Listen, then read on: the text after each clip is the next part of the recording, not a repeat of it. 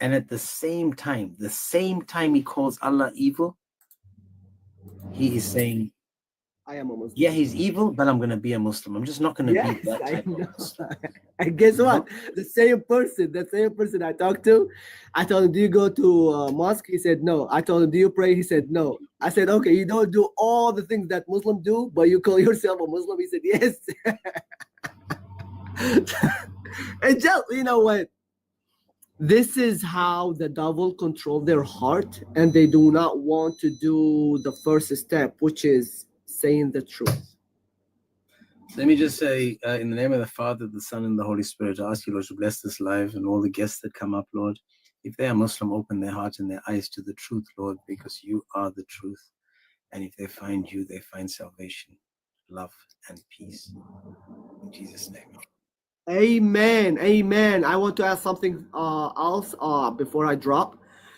Please God, you promise that if anyone call your name, you're going to help them. You're going to open their eyes. You're going to open their heart to receive you, to know the truth. Please God, use the live stream of James and the other brothers and sisters in this website or a different app, that they will know you. Let them receive you, please. You know the life on the earth is very short. Let them receive you. Let them know how much you love them and what you have done for them, even though it's hard for them to understand the Trinity, understand you are God, understand the Bible. Please help them. We beg you to help them exactly what you have done to us. You helped us because we ask you and we open our heart to receive you. Please let them understand that even if they don't accept that you are God, if they believe you are a prophet, let's say, let them follow you as a prophet. And then during the life with you, they will understand you are more than God, you are more than a prophet, you are God, but just a process, step by step. God bless you all. Thank you so much, James. I will make sure when I get home, either tomorrow or today, I will send you the information about the lineage of Muhammad, that all of them, they are freaky. I'm going to enjoy that. I will. So I believe it's going to be on the same book, brother. Go ahead, James. My question would be, would he call him Uncle Dad or Auntie Mom? Hey, you know what? Hey, Daddy. No, the son, he's going to say to his dad, I saw what you saw, and I try what you try. No, I write what you wrote. Okay, God. Thank you so much, James. I appreciate it, brother. No worries, man. God bless. AR requested. God bless you. Hello, bro. What's up? How are you? Why you guys talk about me? We didn't mention your name. Yeah, you never mentioned my name, but you guys talk about me. You said I did talk bad about Prophet Muhammad. You got a problem. I don't have a problem. You have the problem. You call him a PDF. You call him evil. No. You called him filthy, disgusting, and awful. I didn't say that. You said Yeah, that. but you guys mentioned me. You think I never mentioned you. Did anyone mention you? I didn't you never said my name, but it was I never me. said your name. Yeah, but you didn't mention me. How do you know I mentioned you? You think you're the Well, only you Muslim have to say my name, but you don't have to say my name. I didn't say your name. I don't need to say your name. You are up here because you're trying to make yourself famous. I'm not getting myself famous. You are trying to be followers. You are trying to be someone that I don't care about your followers, James. I don't care. You are trying your best to make yourself relevant. Okay, well, right? The reason that you call your God evil and your prophet evil is because they are evil. They're not evil. Is sleeping with a child evil? Yes. I knew you about to say, man. Go F yourself, James, man. Go F myself?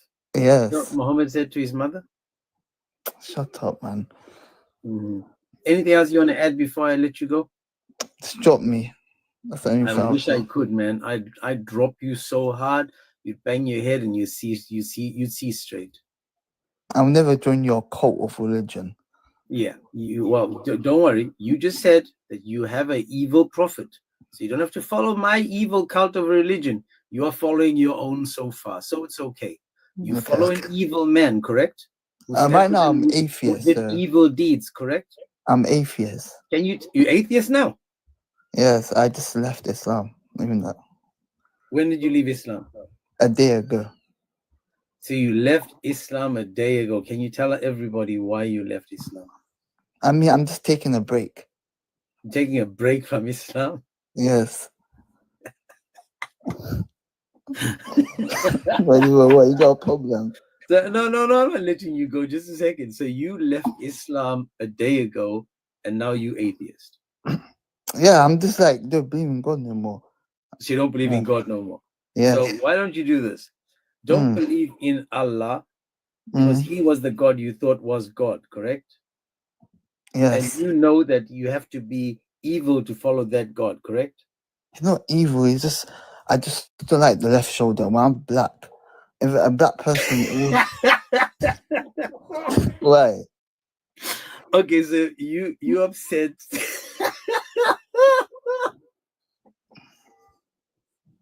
Well, Okay, hang on, sorry. So you got upset not by the fact that you penetrated kids, but because you were left shoulder? yes, the left shoulder. Yeah, really pissed me off for being a black person So too. you want to be a right shoulder? No, none. I would sleep. I left the whole Islam. It's just full of racists. Okay, so now I'm happy for you, man. The first step is to step away from the evil and the racism, right? Which is good. I'm happy for you. So you left Islam because of racism, and you again, I haven't. You called him an evil man. Now we know if someone is evil and racist, that's not a nice combination, correct? No. Okay. Now, do you find racism in the Bible? No. Okay. Do you find sleeping with little children in the Bible? No. Okay. So now we got a good start. So now that we know that we now have hope for you, that maybe one day, and I'm not joking, and I'm not joking now. I hope, AR, that you are honest with yourself. And you got so many people saying that they're praying for you because they know you're not as thick as you sound sometimes. They're praying for you because they want you to have the salvation, the peace, the love, the joy that we have. And this is why, if you go to that video that I got of you on my page, people in that video are praying for you, dude. No one's laughing and mocking and they pray for you because they know that you're not as thick as you sound sometimes. And there's always hope. Always in Christ, there's always hope. And we're saying to you that there is an alternative. We tell this to people every single day, that it doesn't mean because Islam is so evil that you need to forget about God. We're saying forget about the Islamic God, because that Islamic God proves to be Satan. In the Bible and in the Quran, he is Satan. But we are giving you a chance now. And I'm glad you're taking a break. In this break that you're taking, sometimes it's best just to sit back and ask yourself, okay, now what? Because you must remember, you always have to have a next step. There always has to be something new, something that you're going to move towards. Now, to be an atheist is just as stupid as being a Muslim, because you have to have more faith to be an atheist than to be a Christian, because an atheist believes that nothing comes from nothing. Do you believe that nothing comes from nothing? No, I do believe there's God there, but I just don't know. Sorry, something comes from nothing. So, okay, beautiful. But then you just have to now understand. And this is why when we had the live yesterday, you should have been here, because yesterday, and I asked you this question before, who is this God that these people keep talking about? And, and then I spoke about who the greatest man is. And, the Bible again tells us who this greatest man in history is. Have you heard the story about the greatest man in history? Yeah, I already know Jesus. Yeah, let me tell you something. He had no servants, yet they called him master. He had no degrees, yet they called him teacher. He had no medicine, yet they called him healer. He had no army, yet the kings feared him. He had no military, yet he conquered the world. He was no criminal, yet they crucified him as one. They buried him, yet he conquered death, hell, and the grave, and lives today and is at the right hand of the Father. And now his name is Jesus Christ. He is the way, the truth, and the life. He is the best example that you could ever have. All I'm asking you is to do me a favor. If Well, you what's the truly favor? believe in God, if you Mm. truly believe in God, go and read the book of John and understand who Jesus is and why he is God. Because when you read the book of John, it points to Jesus himself as God. And I'm asking you, if you're truly serious about finding out about the true God, where history confirms he existed and was crucified, history confirms that this man came back, history confirms that Christianity was the most persecuted religion to the back then and today. And why would people be willing to die for their God? Because it has to be true. It has to be true. Remember, Jesus died for us, but Muhammad made us die for him, made the Muslims die for him. So all I'm saying to you, man, is be honest with yourself. Go to lives where you listen to the word of God, listen to people talk about who Jesus truly is. And I promise you, he is the best example. He is the reason why he is everything. All you have to do is read John 1. In fact, in John 4, there's a beautiful story.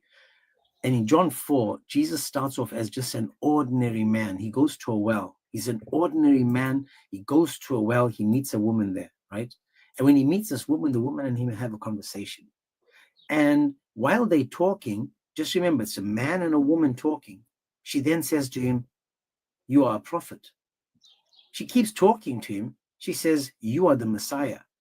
She keeps talking to him. She goes and tells all these people about him, and the people meet him, and the people say, "You know what? He's not just a Messiah.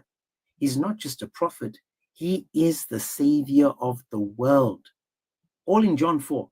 Then he goes and he meets another man, and this man says, "Please heal my son because my son is dying."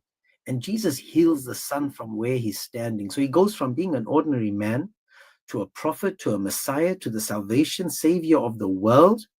And then, like only God can do, he brings a child back to life. How is this possible that this is just an ordinary man? Your Quran, or your ex-Quran, the Quran that you guys followed at one point, tells you exactly the same thing. The Quran tells you that only God can forgive sins, only God can create life, only God can resurrect the dead, and yet Jesus does all of it. You have to ask yourself these questions. Why would the Quran tell you that Jesus is the eternal word of God?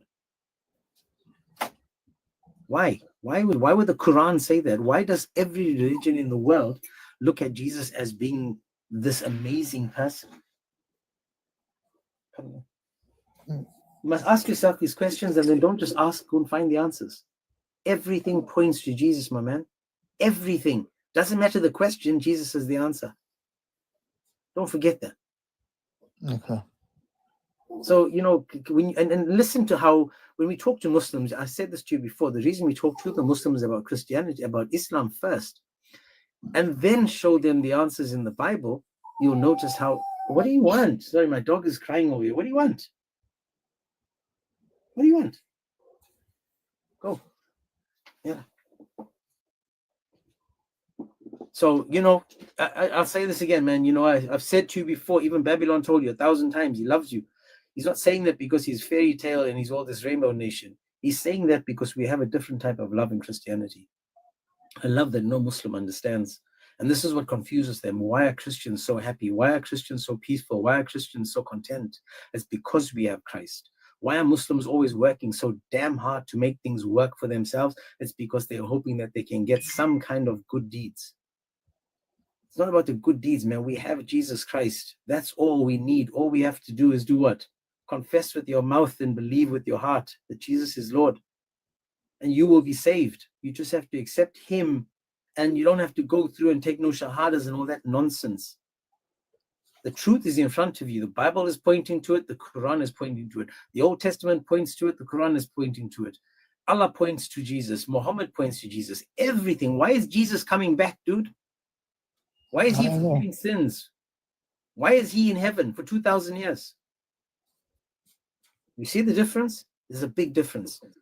Now that you've accepted and you've left Islam, I pray that you don't fall back into that trap where you're going to go back into it now, and people are going to send you 1,000 messages, because that's what's going to happen.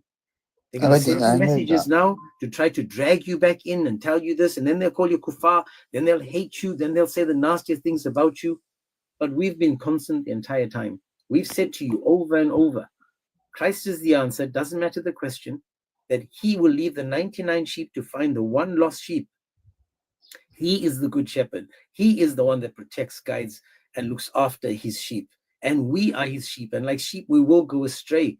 And he will always be the one looking for us. He is the one waiting for us. He's the one searching for us. He is the one that will say to us when we are lost and alone, I am here. I never left you. The prodigal son, he said to his father, give me all my stuff. I want to leave. I want to go and enjoy the world. I want to enjoy everything else outside of this house. And when he was done, he came back to his father, and his father celebrated. Why did the father celebrate? Because he came home. So when you come home, people celebrate. The angels celebrate. We celebrate because the lost sheep has come home. It's been found again. I keep saying about Muslims being blind, sitting in the back of the cave in the darkness because they don't see the light of Christ. So I'm not going to nag you about this. I'm just letting you know that we do this because we want you to enjoy what we have. We share this. I do this so that we can share it with every single Muslim alive. Every person, whether you're Muslim, Hindu, atheist, Jew, it doesn't matter. The message is the same. Christ is the answer. So I'm not going to nag you more, bro. I just want to say hello to my brother Rob and Amin. You can stay up if you want, AR, because now that you've left Islam, I want you to learn more about Christianity through the questions we asked the Muslims, because the reason we ask these Muslims these questions is not to checkmate them, not to insult them and to make them sound they're already lost. They lost already. All we want to do is show them there's an alternative. And the alternative isn't this cube where you bow down and face and kiss and touch like the pagans did before you. There has to be an alternative.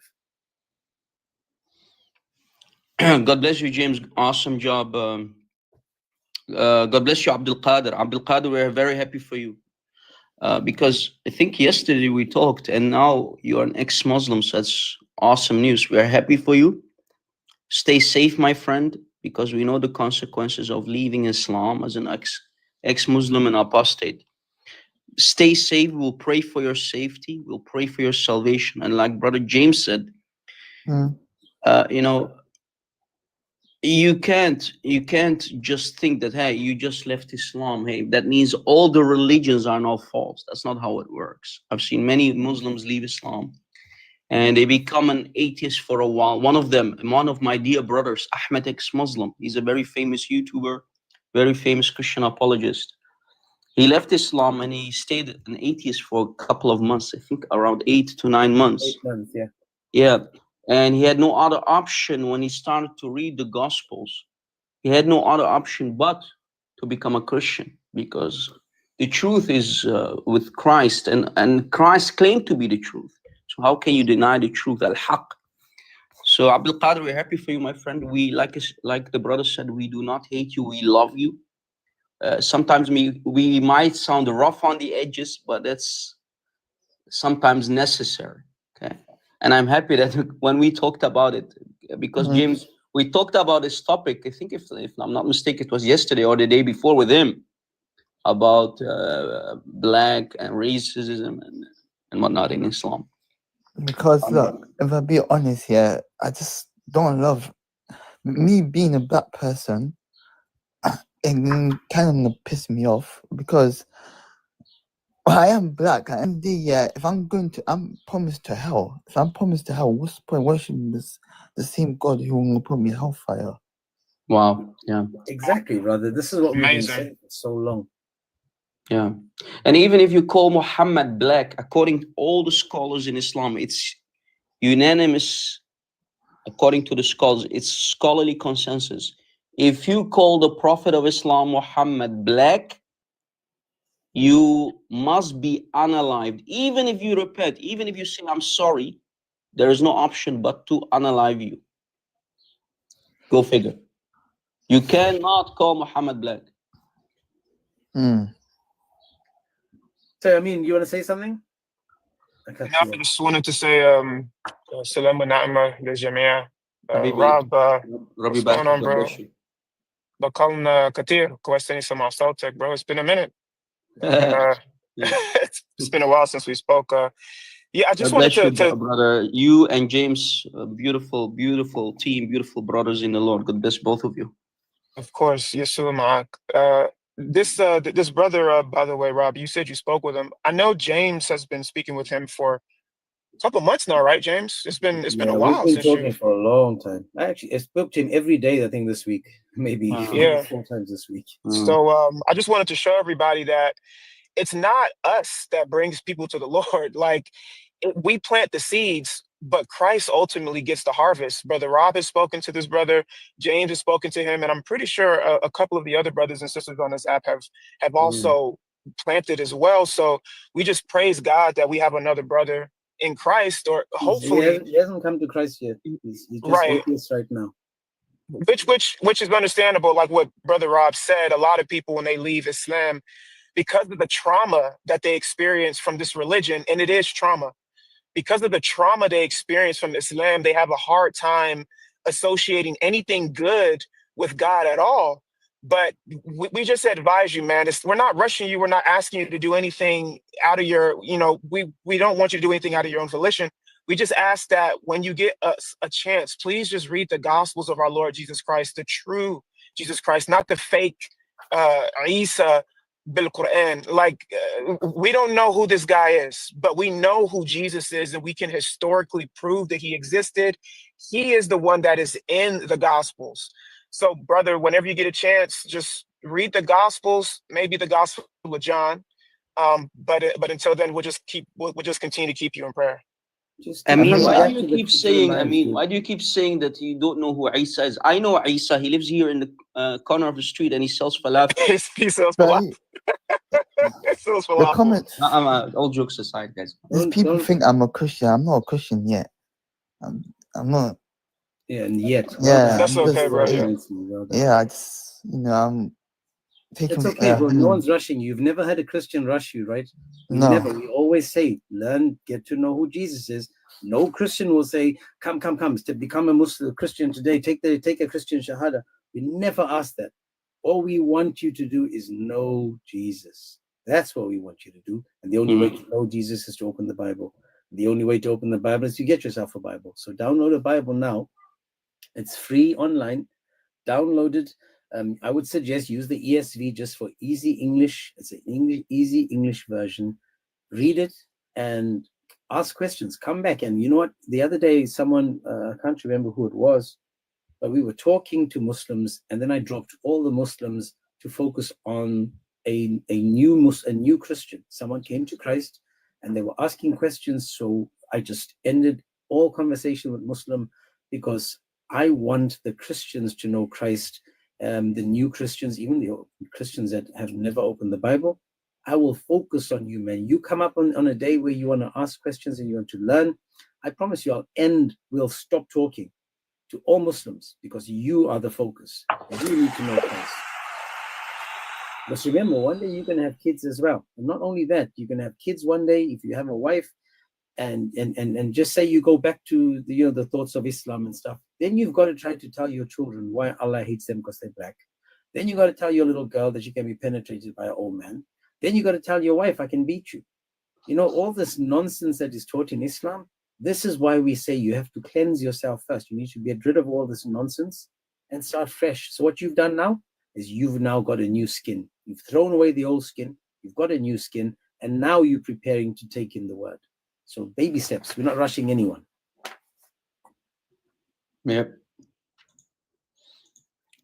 Okay, so we're not going to just nag you too much more. I'm going to bring up some Muslims, if that's okay. AR, are you going to ask any questions now, or you just want to chill? I'll just chill. Okay, bro. You want to go down, or you can stay up? Up to you. Because I guess this is what's going to happen. Because I'm a prophet. People are going to send you messages. Because now we've got over 130, 140 people. They're going to send you messages.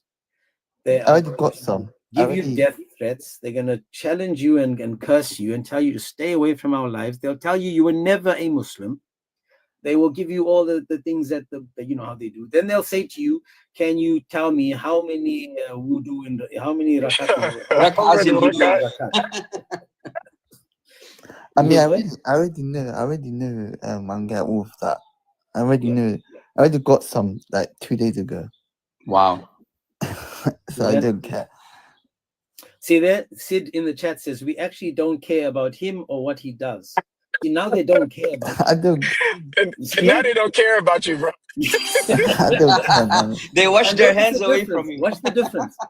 Watch the difference. I said to you, as a Muslim, we care about you.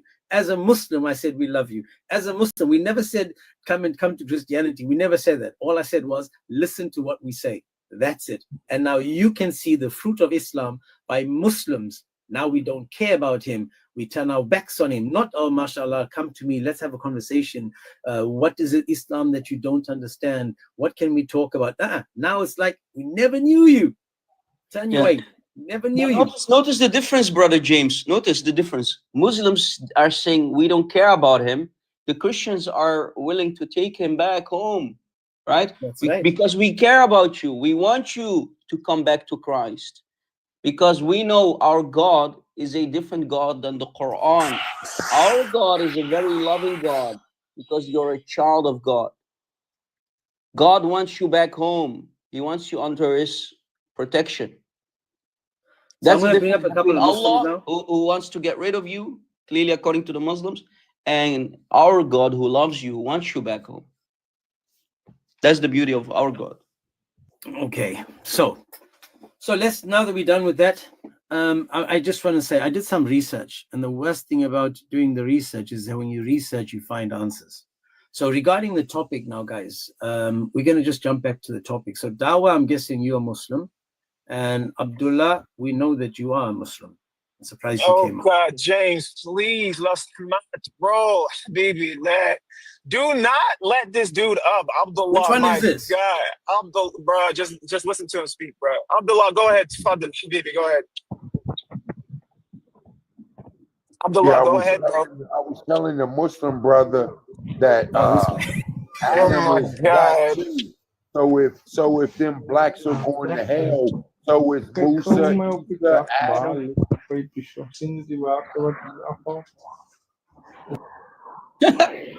Okay, I don't know what you just said there, but let's just focus on the topic now. We know that left shoulders are going to hell. I'm a left shoulder too. So is Amin. So is AR. So, and you think that you are coconut, but it's okay. If you think you're the white on the inside and black on the outside, man, that's up to you. So now we're going to focus on the topic. So as I was saying, when I did some research about this topic, took me all about like a minute to find out who built the Kaaba. I'm not even joking. I found out who built the Kaaba. Now, again, Muslim scholars give us a whole lot of different answers about who built the Kaaba, but the Kaaba was built by a guy from Yemen in the 5th century. A guy from Yemen, imagine that. He came from Yemen, he built the Kaaba, and this is the earliest history of the Kaaba. So now I'm going to ask the Muslims again. I want to talk to Dawa guy first, because Dawa, I like the name Dawa. You know, Dawa means liar. So, Dawa. Yes, James. Yes, sir. Can you tell us all? And if you think I'm lying about Dawa, Dawa actually means liar. Okay. Okay, so now I'm just going to ask you first. Can you tell us who built the Kaaba? I have no idea. No idea. Is the Kaaba important? To Muslims, yes. Okay. But in reality, the Kaaba is a shrine of paganism. And I don't know if you know who this is. This is Danny. I don't know if you remember me. Yo, Danny, used to be friends with Texas, yeah? Dawa, why does it sound like this is the Al Jazeera interview? Why does it sound like you're speaking from Palestine right now or something, dude? Can you like fix your mic, or you sound like you're in Cave Hira? Just 1 second. Cave Hira. I'm just confused. Danny, the same Danny, Aussie Danny that was with Texas and Rachel. Yeah, still keep in contact with Texas, man. Yeah, seriously, it's you. Wow.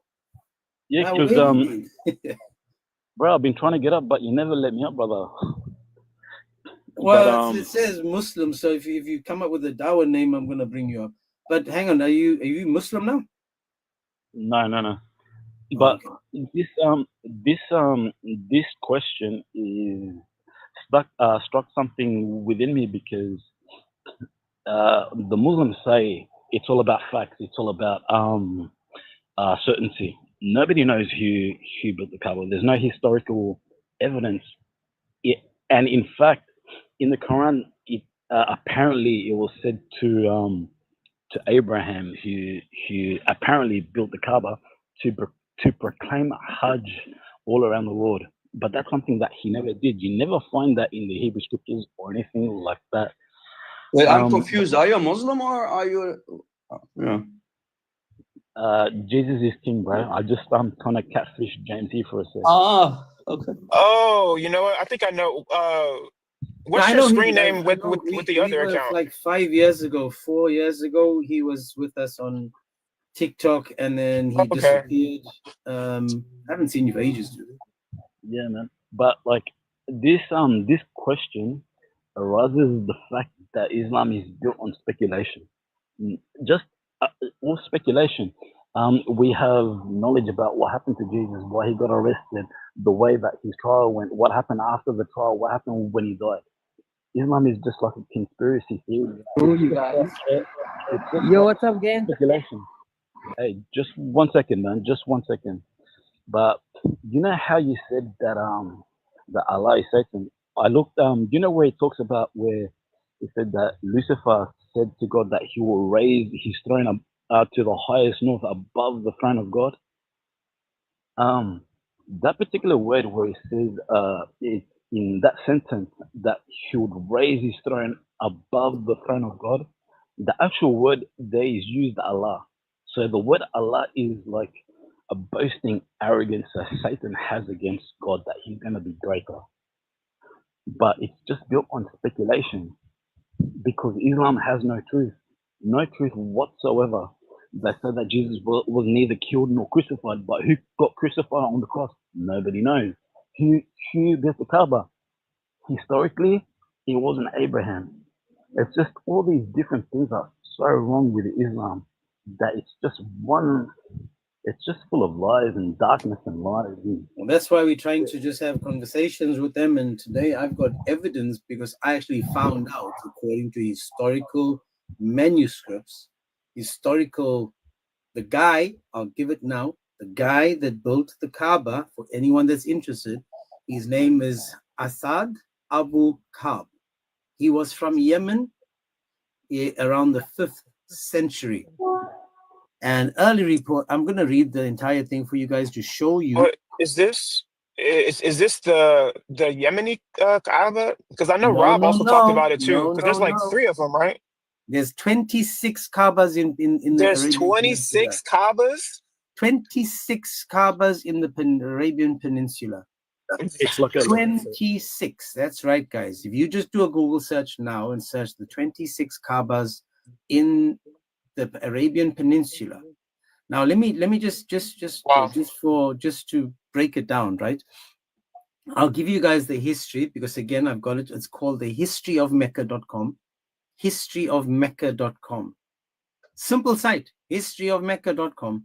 And then you can read where it talks about the history. It says the archaeological record of Arabia is one of the best preserved on earth because the relatively low rainfall limited degeneration of the archaeological evidence. So they can't say it was washed away. And many ancient Arabian towns such as Yemen, Kuda, Dinan, and it lists more, are well attested in the historical and archaeological records and also attest to each other. The historical record of Arabia even includes evidence of a very small Arabian, of various small Arabian towns established before the Christian era that came and went within a few centuries. Yet Mecca is nowhere to be found in that record. Now again, the record is proving that it didn't exist. Then it talks about the history of Mecca.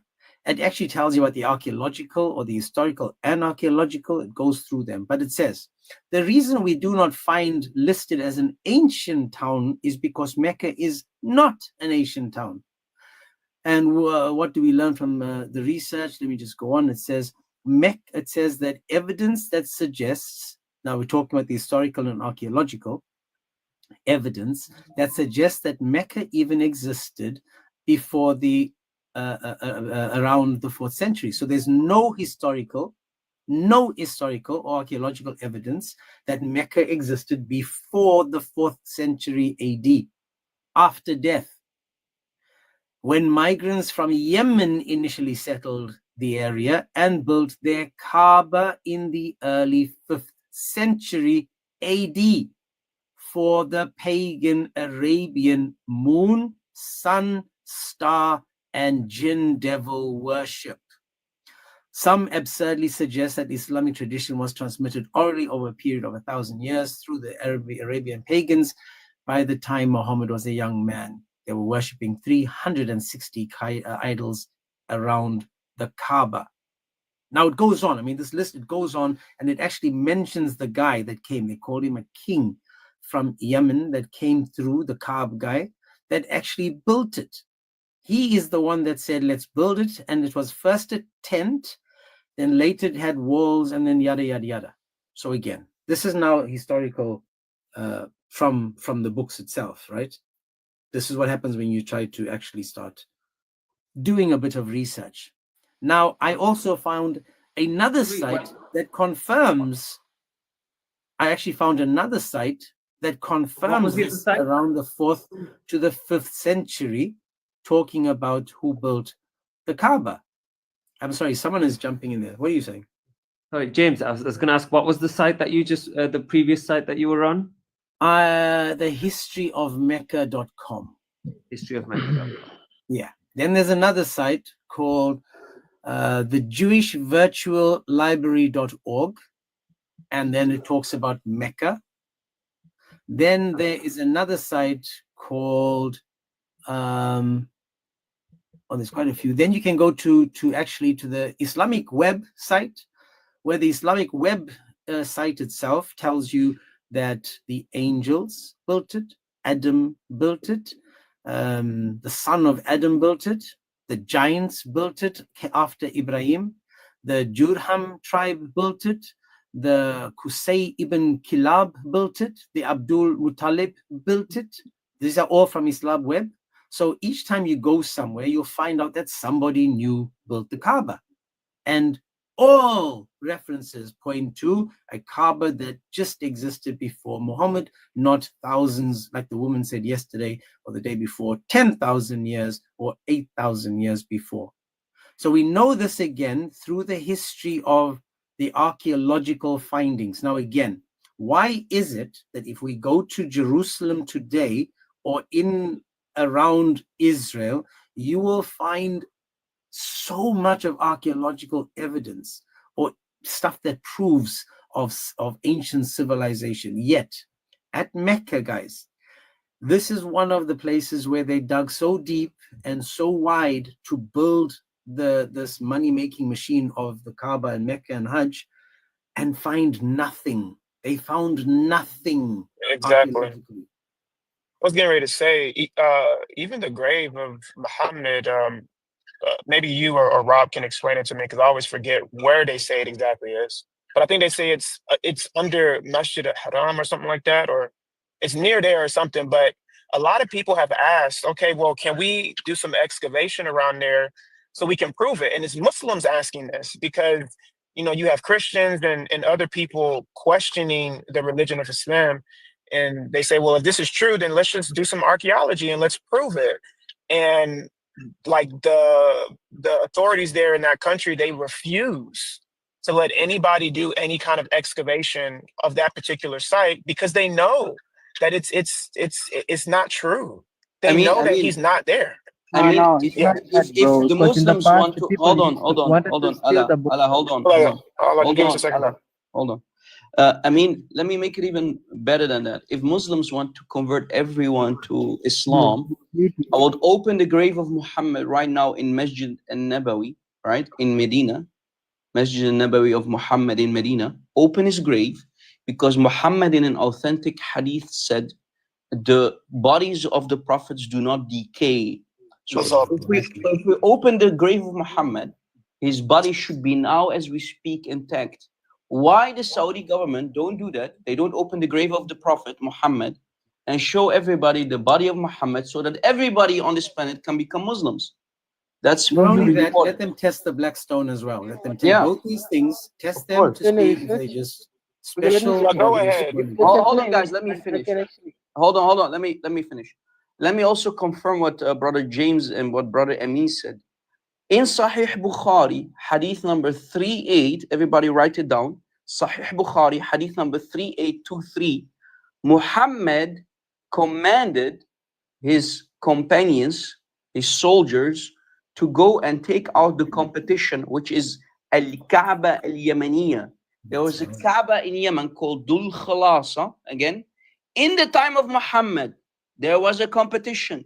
There were people who had a Kaaba in Yemen. The Kaaba was called Dhul Khalasa. And again, Bukhari 3823. Muhammad sent 150 of his cavalrymen, Sahaba, who jumped on the backs of horses to take off the competition. And in the Bukhari hadith, it says to unalive, destroy the Kaaba, that Kaaba in Yemen, and unalive anyone and everybody there, including children and women, just to take out the competition, because Muhammad was a businessman. He didn't want the people to do pilgrims, to become pilgrims to go there. As well in Yemen, he wanted the money for himself in Mecca and Mecca only. Go ahead, guys. Before I just want to give you a bit of historical background. Allah, have you got any Allah Akbar. Can you just hang on a second? You sound as if you're under your pillow. It's in the chat. It's very muffled, bro. Can you just come out under your pillow? I can't hear you. Yeah, give me a minute. Okay, while you're doing that, there's another site where I found this, right? It said, this is the question. It was built in the, it says the Mecca was not built by either Adam or Abraham.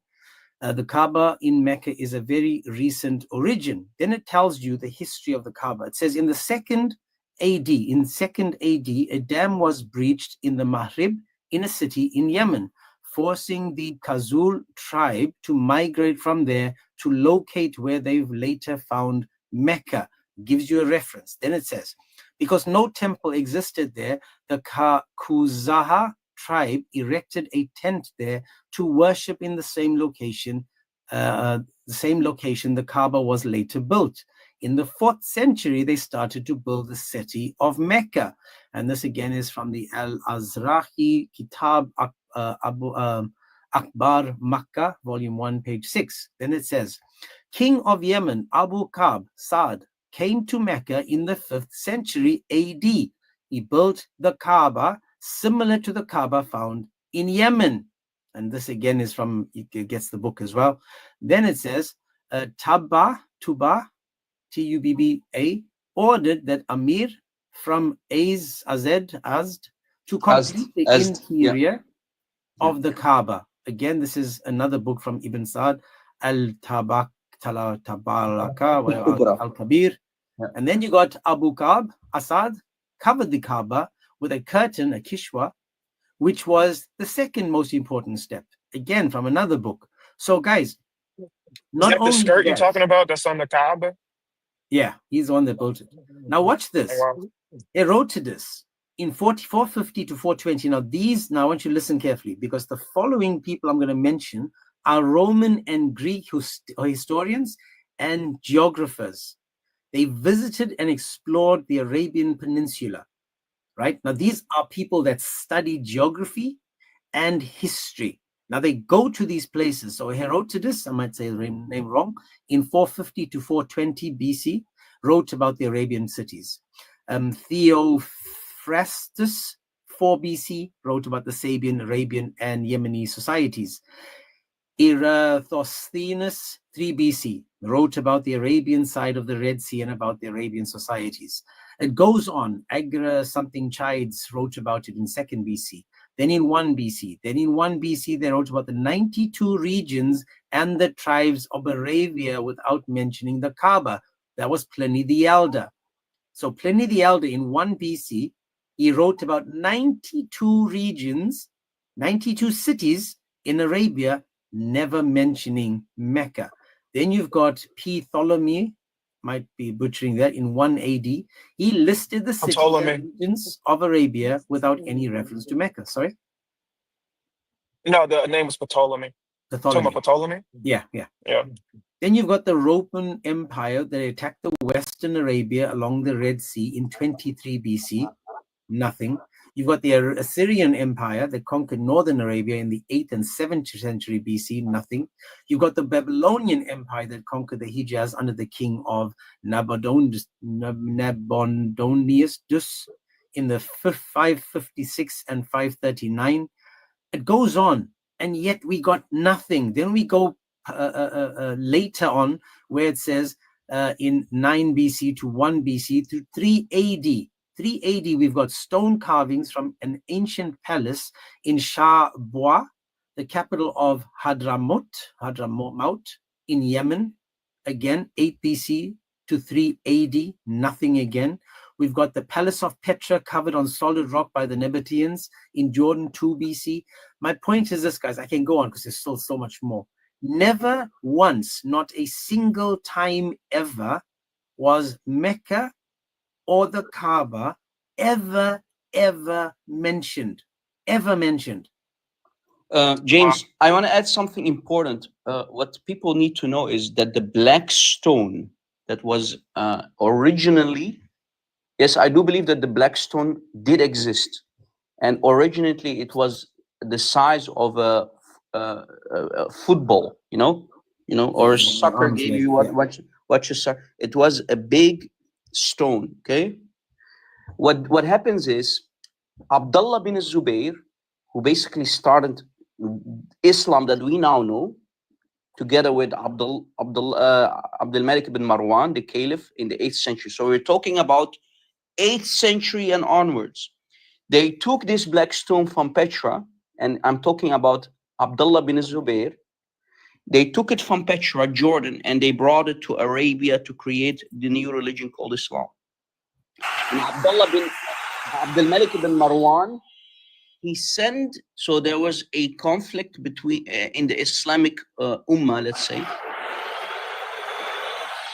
You had basically 2 caliphates at the same time, 2 competitions. Abdul Malik bin Marwan, okay, the guy who built Al-Aqsa Mosque, he was a caliph, and Abdullah bin Zubayr was also the caliph in Mecca. So they brought the black stone, and Abdul Malik bin Marwan, the other caliph, he sent Al-Hajjaj bin Yusuf to unalive Abdullah bin Zubayr, and they demolished the entire Kaaba, and the black stone was cut into pieces. And much later also, we have the Karmatians who invaded Mecca. They leveled the Kaaba, and the Abu Tahir al-Qurmuti, the leader of the Karmatians, al-Qaramita, Abu Tahir al-Qurmuti, he climbed on the stones of the Kaaba and he challenged Allah. He said, Allah, where are you? Send your tuyur al-ababil, your army of birds, to unalive us. And he said, I'm Allah. Allah is in me and I'm Allah. And Allah kept silent. He didn't send his tuyur al-ababil, his army of tiny birds with stones in their tiny claws. And I did a video a couple days ago, guys. Allah stayed silent, and the Kaaba was demolished. If you do some digging, the Kaaba, according to the Islamic sources, was demolished 12 times in history, and they kept building it. And guys, last but not least, and I'll mute, the Kaaba that we now talk about, that is now in Saudi Arabia, Mecca, it's only 29 years old. The house that you all live in is probably older than the Kaaba of Allah. Wow. It's only 29 years old. Again, the Kaaba of today that we now know of, where you have the vagina-looking black stone etched to it, it's only 29 years old. Okay, can you let Muslims speak on this now? Because we've heard, like, it says Muslims request, but there's no Muslims talking. You just like. No, Well, I didn't know you were a we Muslim. have to make a base first, brother. We have to first lay the I foundation. thought you were a Christian. No, I'm I not. didn't know you were a Muslim. Yeah, Sorry about that, bro. No. Oh, astaghfirullah. Yes, so Sorry for you, all yeah. you said, Astaghfirullah. So Astaghfirullah. now you got another Muslim speaking guy. The guy in the yellow. I know his name is Bob. Yeah. Bob. So Bob, my question is, now that we've established all this, because I've got evidence that can show you that, you know, Ishmael never drank from no Zamzam water. He never set foot in Medina. He never set foot in Mecca. He never built the Kaaba. We've proven all this. It never existed unless he existed 400 years after Jesus. So I'm asking you a simple question: who built the Kaaba? Well, so then you said you've proven everything, but you haven't proven nothing. So Okay. you have to bring the evidence first. Okay, so For what? Evidence for what? He made a lot of claims, and there was like, we're just really just hearing it. So the site, I will go check it out. I think that who built the Kaaba. I will check that site out, but that's just one. And then if I can discredit it and it's not a valuable source, or it's just, you know, we'll use the Quran. I can use only the Quran to prove that Ishmael and Abraham never built it. But my question first has to be according to you, because so far we've heard angels according to Islamic sources. Islamic sources tell me the angels built it. Again, Islamic sources said it was Adam. Then Islamic sources said Adam and the angels. Then it was the son of Adam. Then it was Abraham and Ishmael. Then it was people. Then it was any of the above. Then it was what was his name? The last guy I said. Muttalib, Abdul Muttalib. So I'm just also Muhammad himself. And Muhammad himself. Which build are you referring hold to? on. To back it up, we can prove it from Sahih Muslim. When Muhammad was rebuilding the Kaaba, like I said earlier, the Kaaba was at least destroyed 12 times in history. When Muhammad was building the Kaaba, he felt in conscience and everybody saw his ANUS. The Sahaba looked at the ANUS of Muhammad and said, cover up, Okay. we don't want to see you. Okay, good. We can show you, can show it, by the way. So which build are we talking about here? Okay, good question. See that? I like that question. We're not talking about the Kaaba in Yemen. We're not talking about the Kaaba in Petra. We're talking about the Kaaba in Mecca. Now, we know there's 26 Kaabas in the Arabian Peninsula. Which build of time are we talking about? I'm talking about the first time the Kaaba was built. The first time. First time, like resources are not available.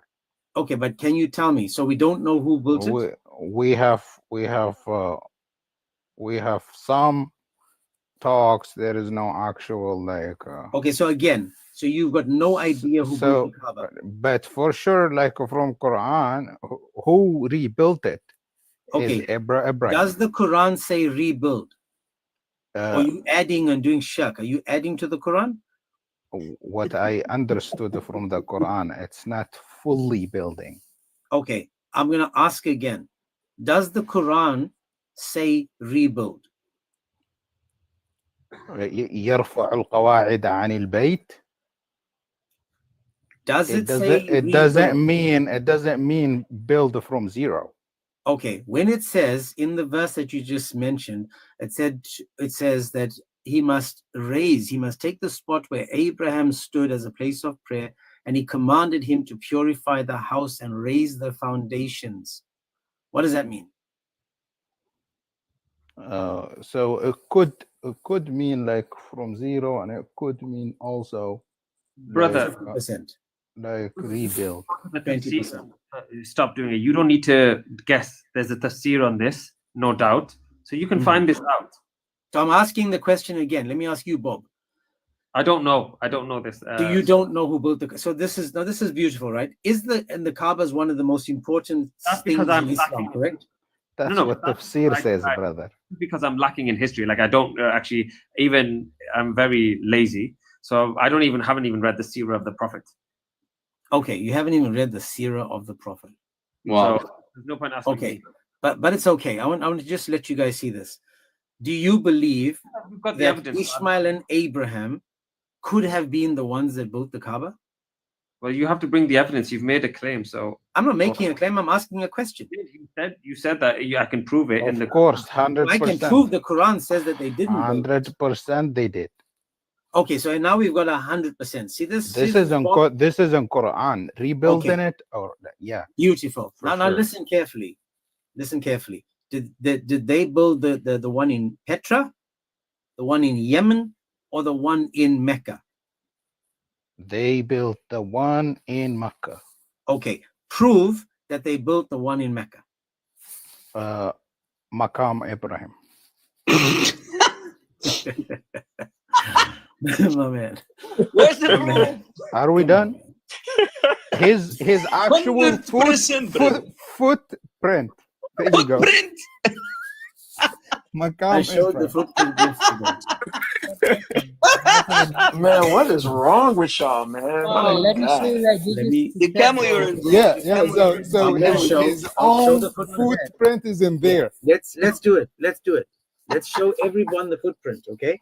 But first, remember this. It says, many do not know that there were 26 Kaabas in the Arabian Peninsula, right? So I'm not gonna, that's why I asked you which one. Do you agree that there were several Kaabas? I don't guy with care the right which thing. one has the Maqam Ibrahim. Okay, know I'm the asking proof? you, First Badr, house I'm was asking you Moshi. one more time. I'm asking you First one more Kaaba was time. built in Baka, Allah, bro. Allah Akbar. Sit quietly, man. What's wrong with you? Wait. You got no Lying, bro. respect. Dude, Stop lying, can bro. you please wait till I finish with Badr? Please 90% wait. are lies from your mouth. Can you please wait? What is wrong with you? Hold your camel, bro. Your turn will come. Hold Okay, your brother, camel. I'm asking Don't worry, you, bro. are I you got it. aware that there are more than one Kaaba in the Arabian Peninsula?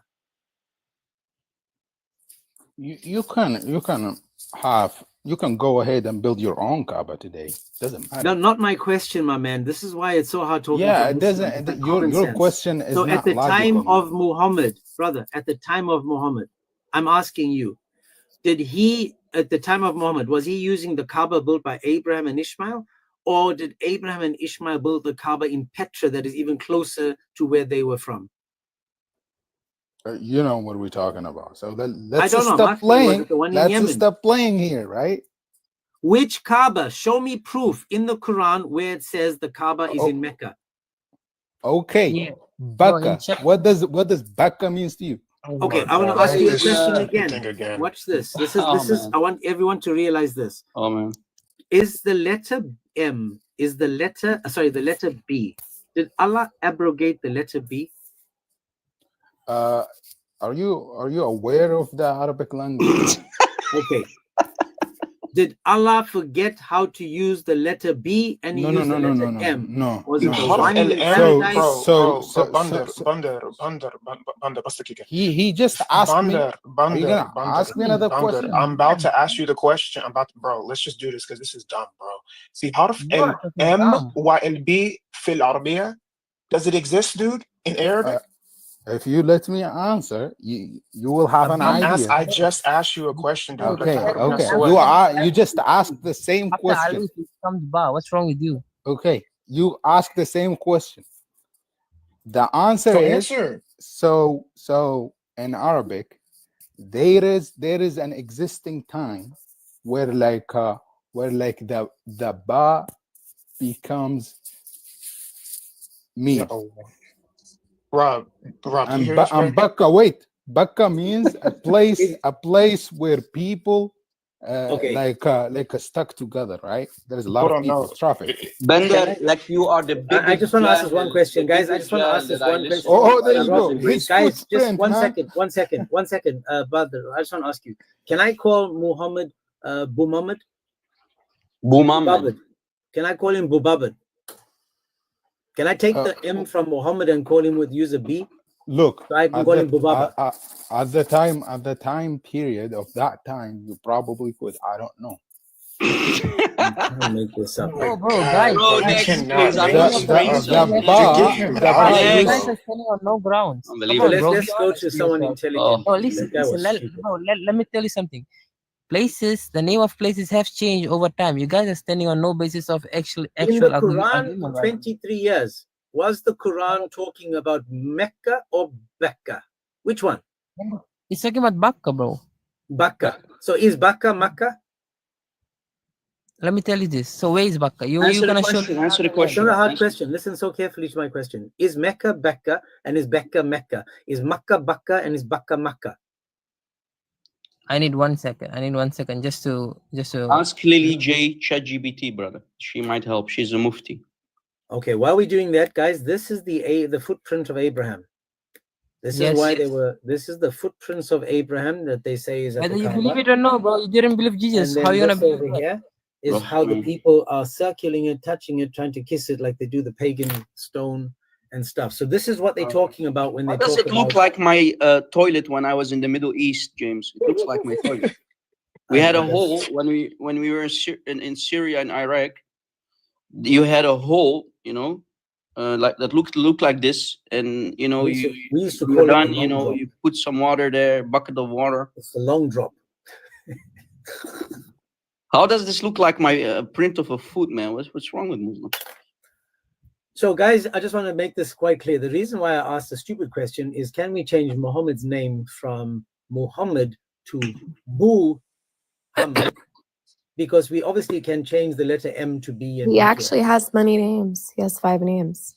He could Hello be to called you, Tessa. Ahmad. Welcome. How are you? Yeah. Welcome. Good. He How are has been you? called many names, but listen. Okay. The thing Are is you a that Muslim, Taxa? 1 second, Allah. Yes. Alhamdulillah. beautiful. And So- my mother's side is all Christian, so I was once Beautiful. So that's Christian. great. when I was Beautiful. Christian And for no 10 longer. years, believe me, I So, didn't understand I what just want to Christianity ask the is, bro. question. I tell you Okay, that. Allah, Hey, dude, Allah. just stop, man. So, Good job. so I'm asking you now in the Oh, Quran, why does Allah change the name? Does he abrogate the name from Baka to Makkah? Does he abrogate that? Or what Well, happened? I guess I have to ask you this question. Do you Oh speak my Lord. Arabic? Yes. I've got 2 people up on the panel that speak Arabic. Do you speak Arabic? No, I don't. Okay. Do you know how many words Arabic has? Millions. Oh God, dude. man. It's just so I'm dumb, asking. It's I'm okay, bro. guys. asking. It's okay. Remember Don't what Allah run said away, bro. about Listen. women. No, I'm He just has to asking. ask Like, his do you question. know how many? Do you know how many Rob, words? it's okay. It's okay. Do you know how many words I could just say lion? Okay, I'm not asking you that. Listen carefully to my questions. I mean, you have If to Allah is understand able- if context. Do you Allah understand is what context able- is? Okay, I'm giving you everything you're saying. I'm even your child is agreeing with me. I'm asking you to please answer the question about the word. If Allah is able to use the word Mecca once, did he forget the M and just put in a B because he felt like it, or did he abrogate the B and put an M in? Okay, we have to go back to context, Rob, because I know you're trying to Yeah, context, confuse the please. crowd. Wait a Context minute. really is Wait a important. minute, Tucker. So Right? guys, Wait, So if Tucker. I can, let me if talk to Arabic her. has Does she one, speak listen, Arabic? Hold on. Does she speak yes, Arabic? I speak Let Arabic. me Alhamdulillah, talk to her. akthir. Hold on, Taksir. So let me Hold on. explain something Hold on. to you. What I is can the- say what is lion according to in the 20 Quran? different Hold on. words in Arabic. Hold on. What is So according to that's the how Quran? Oh. intellectual Are you okay? Arabic is. Are you okay? So Rob, if you just Rob, can't do me a favor. comprehend Rob, just do me a that favor. the word Just let her, lion just in Taxa, I'm going to Arabic, mute you for 1 second because it seems as if you're desperate to get your word across. So I'm going to give you a chance now to explain to me, please. This is the question. This is all I want you to explain to me. Explain to me how Allah decides that the one place called Mecca has different names to it and why he chose that name. Please explain that. okay, why does Allah have 99 names? Oh my God. God, Rob, man, let us this speak, is Rob. I so. mean, you This guy- guys, I'm no, sorry, I don't James. think you This is actually so low understand the tier. context or pre-context Are you of okay? anything. Are you okay? Tuxer. What في If حرفين I have ميم to ask you this question, in Arabic, why does the word lion have 20 أنا words? بتكلم بالعربية دلوقتي. في العربي ده حرفين بتاعتك مش منيح, first of all. في حرفين ميم وبي في العربي. I didn't even understand what you said. You don't really Does the sound like you letter meme and ba exist in Arabic? Alif ba, of course. Does the letter M and B exist in Arabic? Yes, it does. Okay, so now you have to explain to us how all of a sudden the letter M disappears and now it becomes B when the language already has that letter. Because in Arabic, you can use multiple words for one word. Just You wait. do not Yeah, understand. but I just asked you a explained to you. question. I Why just does the word explained to you lion that they have both 20 words in exist. Arabic? I just You explained can't to you answer that the they both question exist. because I that's how just intellectual explained to you Arabic that they. is. So put it in your Rahman, head that I Arabic just has many explained words to for one you that word. they both Prophet exist Muhammad in the can be language named already. Ahmed. Wait, Rob. They The already prophet has exist. 5 names. The word God has 99 But names.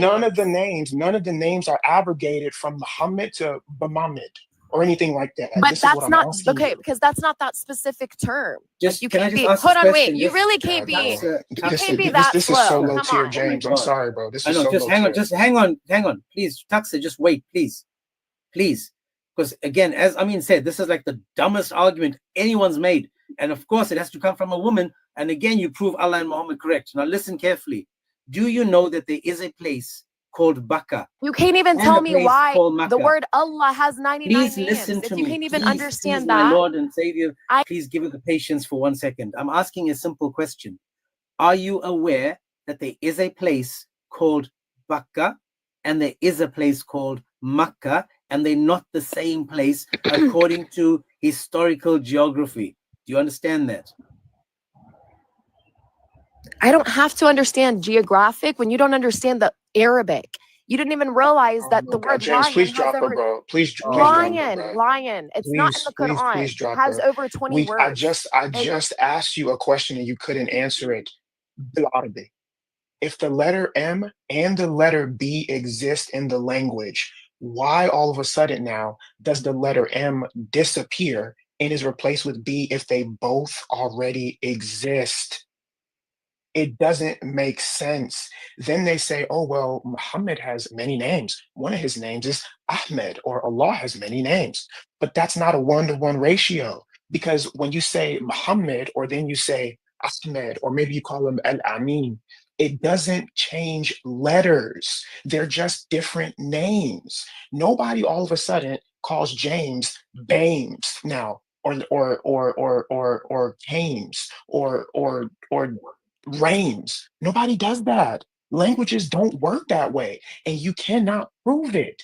So you can come up here and you can scream and you can shout, but it's such a low tier argument trying to use a magical language and call it Arabic to confuse people when Rob and I both speak the language and we're telling you that it doesn't exist, and you can't prove it from the language that it exists. So you can come back up, but you're not going to be able to prove it. So come up with a different argument. This is so dumb.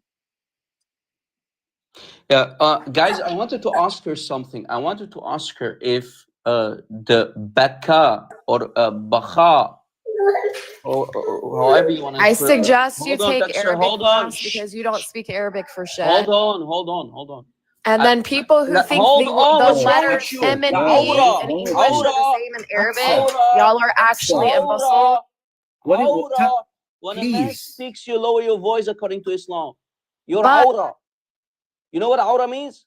You're half brain. Deal with it. Guys, listen.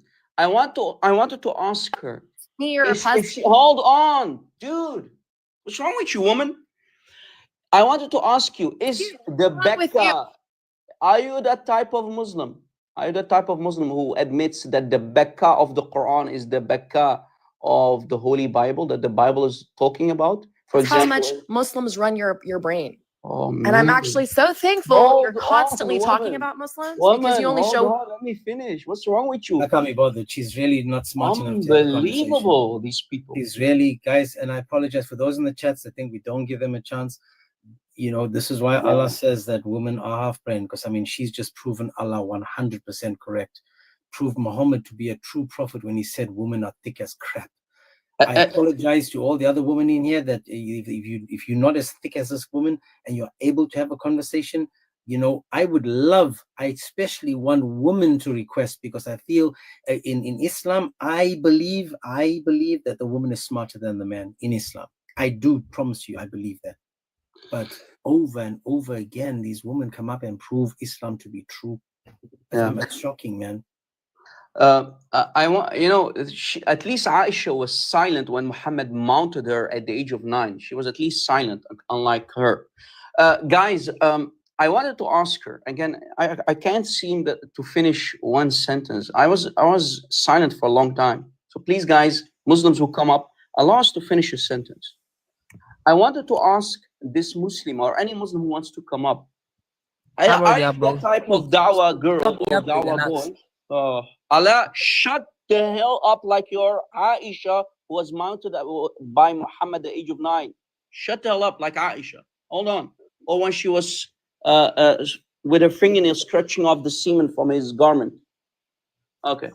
So are you the type of Muslim who claims that the Baka in chapter 3, ayah 96 of the Quran, is that the same Baka that is talked about in the Holy Bible? For example, in Psalm 84 or 2 Samuel chapter 5:23, because there it's talking about a place that the pilgrims go through. It's the and when we know that Baka or Baka means weeping, right? Weeping.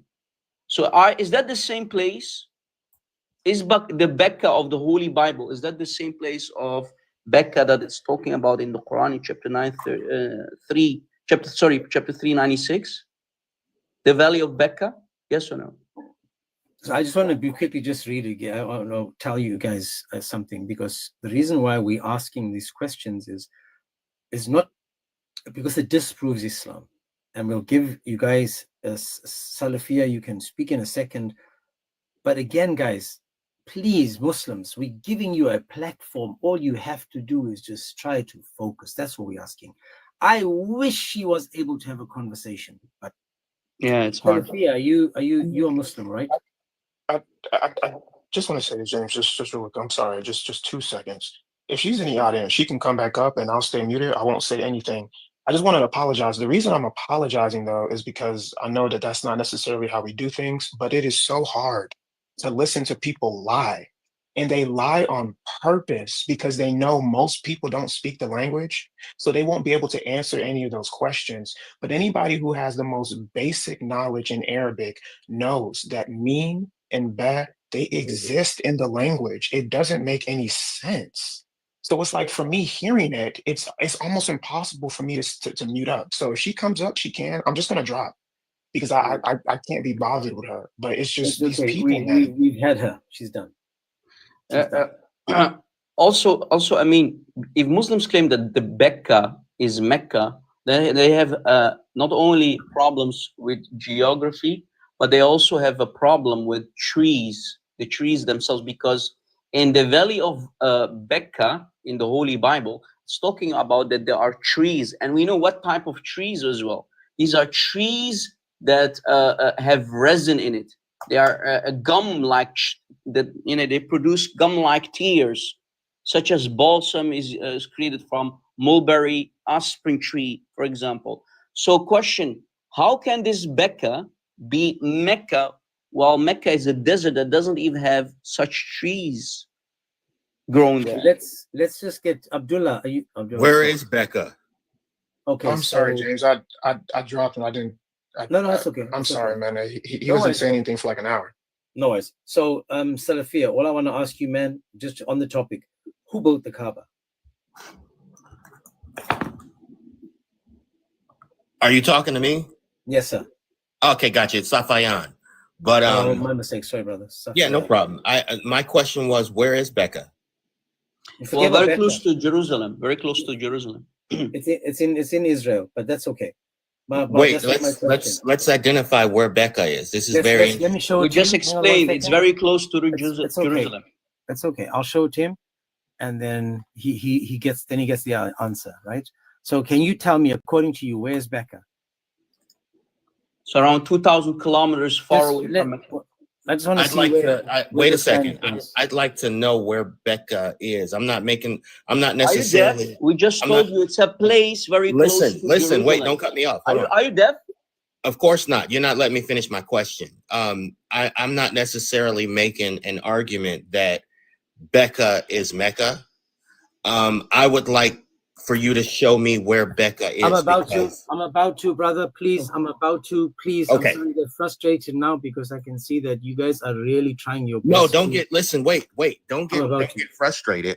Take this as an opportunity to educate, because no worries. This is a very interesting conversation. So okay. I would like I would like to differentiate between the two places, and you can't just use your words. No you worries, have to show it. we're good. Let's move on. So this over here is a map, and this is the Valley of Baka, right? This is the map, the Valley of Baka. I'm going to just go out of it a bit. Do you see where it is in the world? Are you able to see the difference? This is Egypt, correct? Go out a little bit further. Sorry about So that. this is Egypt, correct? This is Egypt. This is Israel. This is Egypt. This is Israel. So where's Yemen compared to Egypt? It's way down here somewhere, correct? Okay. Okay, so the Valley of Baka, which is in the Bible, is up here. But Mecca would be down here somewhere, meaning it's not the same place. Okay. So if it's not the same place, then we're talking about two different places. So my question again is, when I ask about the Kaaba, I'm not talking because there's 26 different Kaabas there were 26 in the Arabian Peninsula. My question was, who built the Kaaba in Mecca? Because we had a Kaaba in Petra. Now Petra is just slightly up over here, meaning that Petra in Jordan is closer to where Abraham and Ishmael were. So if they built a Kaaba, it would be in Petra, not a 3-month walk non-stop all the way down to Yemen. So my question again, here's the question, write it down, Valley of Baka, and go and search Valley of Baka, and you can tell me if that's the same place we're talking about. That's how simple it is. On top of that, Brother James, it's a place where you have many refreshing springs. You have trees that produce gum, balsam, aspen trees, resin trees. So this cannot be Mecca. Mecca is a desert. Mecca is a desert. It hardly had water, let alone such trees. These trees need a lot of water, and it's a place with a lot of refreshing springs. So it cannot be Mecca. So the Quran, when it's talking about Becca in chapter 396, it's talking about a place that is very near to Jerusalem. It's not talking about Mecca at all. Yet the Muslim liars much later try to reinterpret the Quran because they did not understand what this Becca is, and they said it's Mecca. So let me give you another reason why. I forgot how you say it. Safiyan. Let me give you another reason, right? So you must remember that in the Quran, in the Bible, it says Abraham never set foot in Mecca, let alone in Arabia, let alone Mecca, because the Bible says that Abraham lived in Hebron.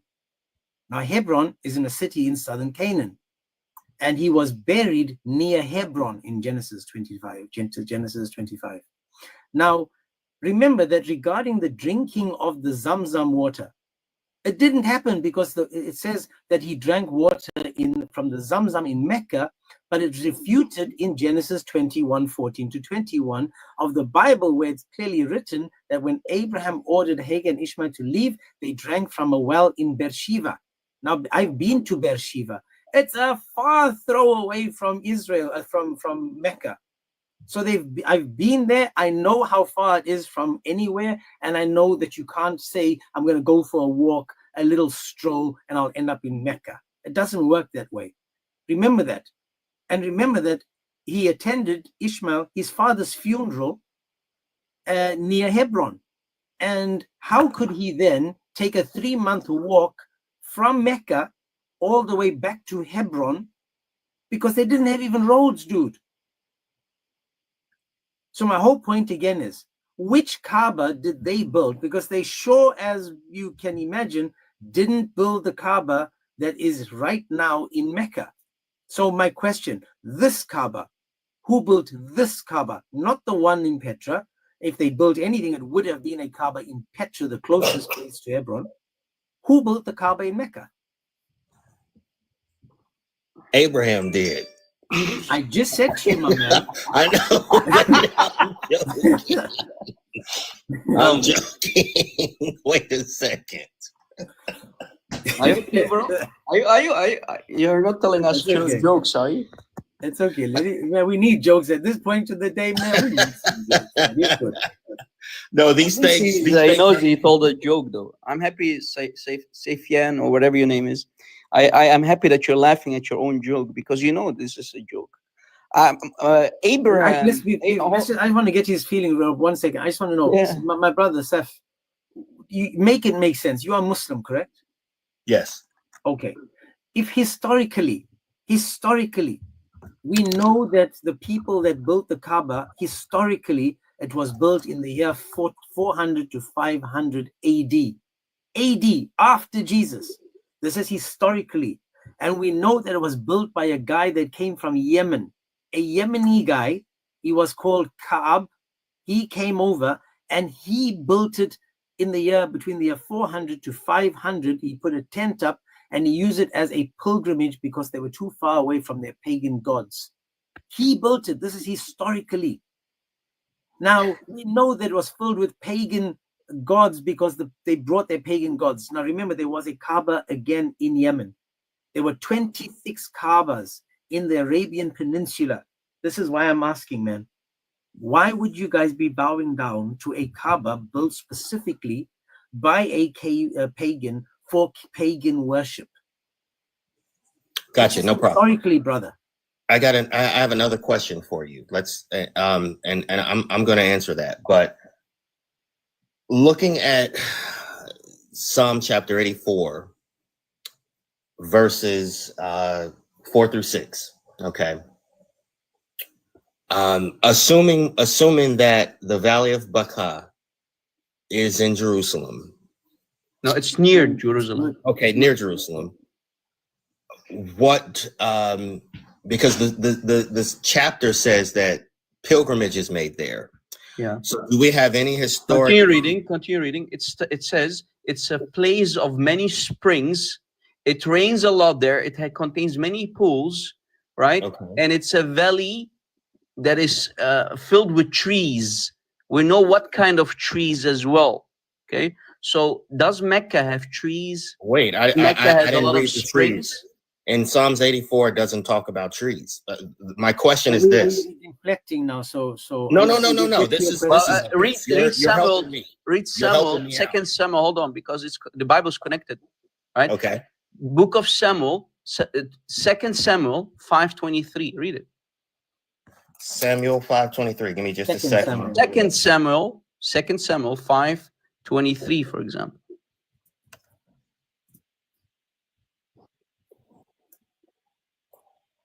And by the way, the correct pronunciation is Baka, which means weeping. Okay. Valley of weeping. It says, so David inquired of the Lord, and he answered, do not go straight up, but circle around and behind them and attack them in front of the poplar trees. I don't see Baka in 2 Samuel 5:23. Balsam trees. Do you show the balsam trees?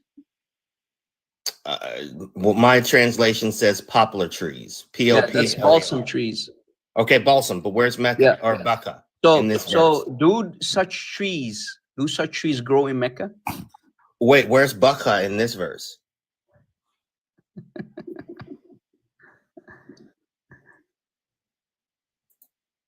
What does it say about the Valley of Baka in Psalm 84:6? Wait. No, you said go to 2 Samuel 5:23. Where does this say that he's in the Valley of Baka? If you need to read other verses to point to it, because again, it's not just the Bible isn't a one verse like the Quran. Understood. But again, listen. Again, I don't want to just the Valley of oozing or the water or Valley of tears. It depends on how you speak about it. Again, it's not talking about. You can call it the balsam trees if you want, because they exuded a gum. This is how you identify the tree. Gotcha. You in 2 Samuel 5:24, Isaiah 33:3, that alludes to it. But again, that's not my point. My whole point now is about that. I still have a question for you, if you wouldn't mind answering, brother. In Psalm 84, verses 5 and 6, it says, verse 5 says, blessed are those whose strength is in you and whose heart are set on pilgrimage. Yeah, the pilgrimage to where? Wait a second. The pilgrimage to Jerusalem. Wait. All the pilgrimage in the Bible is Jerusalem. No problem. Where can we see that the people of Israel passed through the valley of Baka on pilgrimage. Okay, what does it say? When you read Read it, let him read when it. you read 84:6, what does 84:6 say? Okay. Why are you stopping at 1? You need to read, continue reading. Continue reading. Sure. Verse 5, blessed are those whose strength is in you, whose hearts are set on pilgrimage. As they pass through the valley of Baka, they make it a place There of we go. Boom shakalaka. So go they, ahead. What? they go through Baka. So they it's a pilgrimage. The pilgrimage doesn't fit stop there. So if you Who want to goes claim through that's Baka? Mecca, hold on, brother, You just hold on. asked where it says Baka, correct? Yeah, but hold on. What he needs to understand is they are going through that valley of Baka. So they don't stop at Baka. If you claim that's Mecca, they don't stop there. They continue their pilgrimage. They continue walking through that valley. So it cannot be Mecca at all. So they don't stop there. So it's a place of springs. They do not stop there. They continue all the way to Jerusalem because the pilgrims stop at Jerusalem. So it cannot be Mecca. Did you catch it? You ready? There you go. So you asked a question, where do I find Baka? Where does this point to Baka? All you had to do is take off the Muslim lenses, my brother, and read on. And now you saw that it points to Baka, correct? And the pilgrimage was always towards Jerusalem. Now, Exactly. Jerusalem, Baka. There's no now doubt watch that this. there were pilgrimages to Jerusalem. No doubt.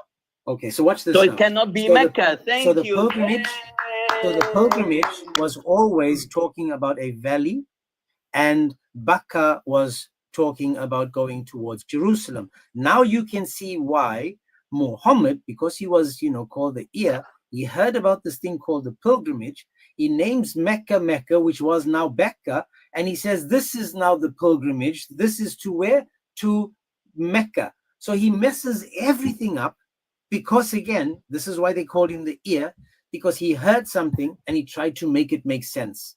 Now, in 84:6, you asked where does it mention Baka? In 84:5. No, that was again, that was one 2 verse Samuel later. 5:23, brother, not Psalms. Samuel 5:23. Yeah, well, Psalm 20, it's regarding 5:23, 2 Samuel 5:23 and 24, and 24:1.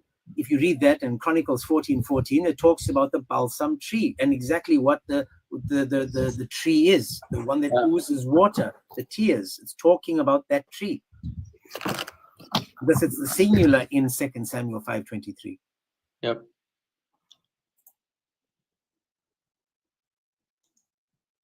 And on top of that, brother, if James, I want to, if it's not too much asked, brother, give me the screen so he can see with his own eyes where Abraham did go and where Abraham did not go. Look, mute, brother, mute. You have a lot of background noise. Look, if you care about the truth, brother, about historical truth, look, this is the travel route. I'm gonna mute. I'm in my car taking my son to school, but keep going. I'm listening. Yeah, but I want you to look at the screen. Look, here are the places that Abraham went through. He started from Ur, which is the city, okay, and he traveled all the way. Look, we are talking about up north. He never went there down south because Mecca is all the way down.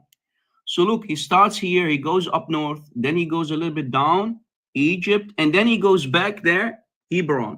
So where's Mecca? Mecca is all the way there, all the way down there. He never went to Mecca. So when you believe in Islam, if you want to believe in Islam, you have to deny history. You have to deny historical evidence. You cannot be a Muslim. Wait a second. Hold on. Let me finish. You cannot be a Muslim and accept historical evidence because historical evidence destroys Islam. It contradicts Islam and it buries your prophet. Go ahead. Sure. My issue with what you're saying is who's telling it, right? Who's saying it matters. So my man. Wait a second. Wait. I'm not finished. You gotta hold on. Topic. All the historians agree. So except your religion. Your religion goes against historians. We gave me just a second. Hold on. Safyan. Let me finish, Safyan.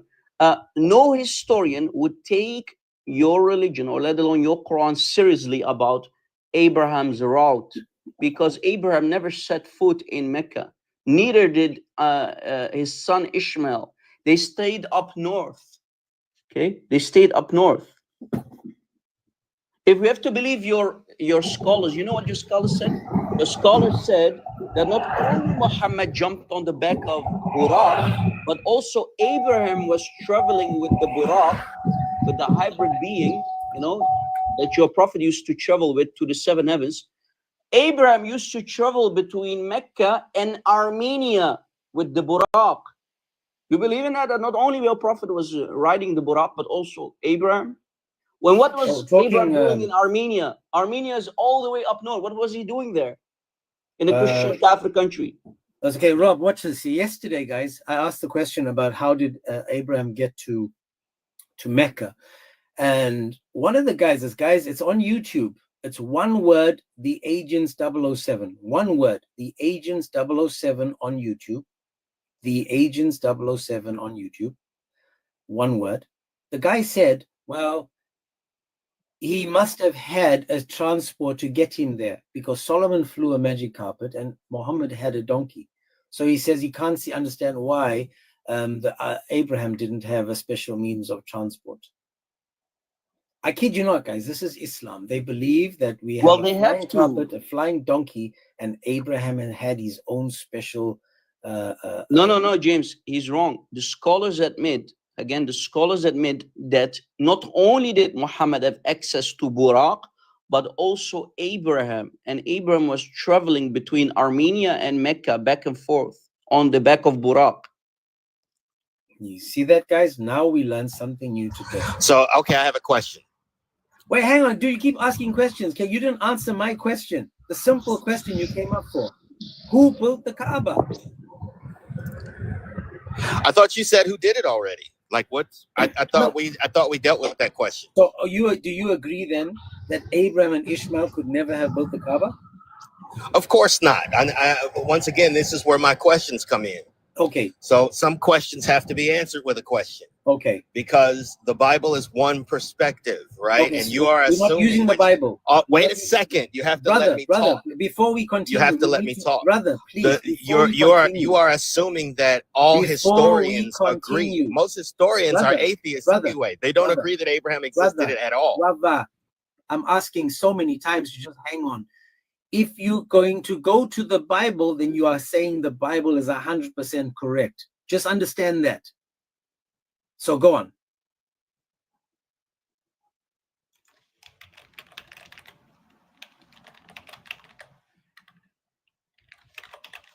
You're muted. If you go to the Bible, then you're saying the Bible is trustworthy. Don't forget that.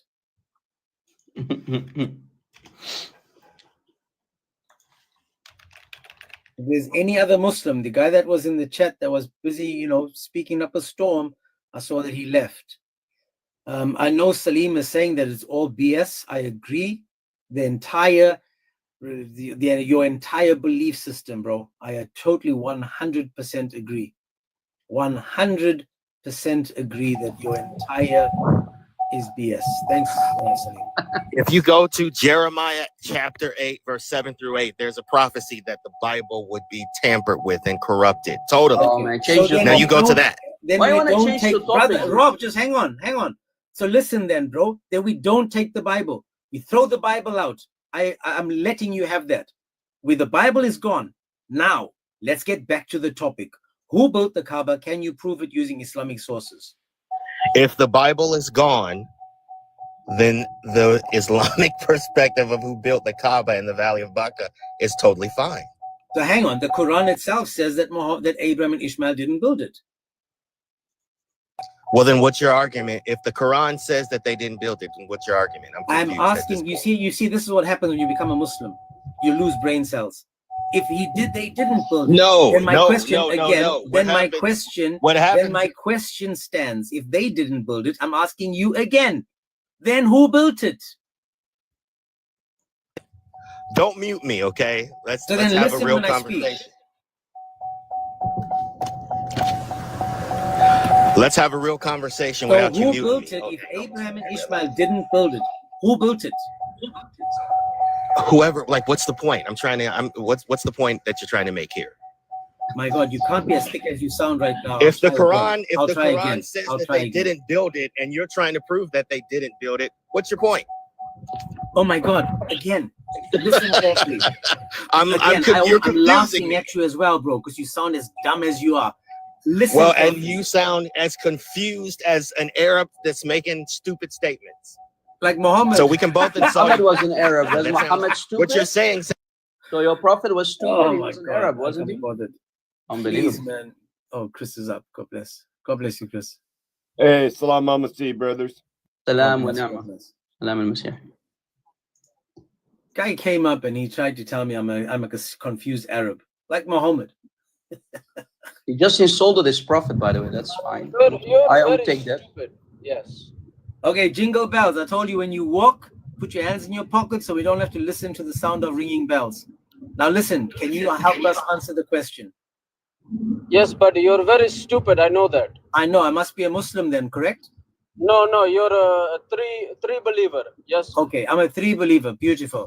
At Yes, least it's not you're a 99, right? polytheist. At A least it's not pagan 99. polytheist. Anyway, let's focus Okay, on the buddy, topic. jingle bell for me real quick. Yeah, jingle bells. Put your hands in your pocket because some of them smells. So now listen carefully. Give me the candles. Brother, Like, can you please do me a favor and give me the engage? Can you please engage? jingle all the Jingle way. bells, jingle bells, jingle all the way. Muhammad had smelly bollocks and they stank all day. Hey, jingle bells, jingle all the way. Sound of a ringing bell and Jibreel was on his way.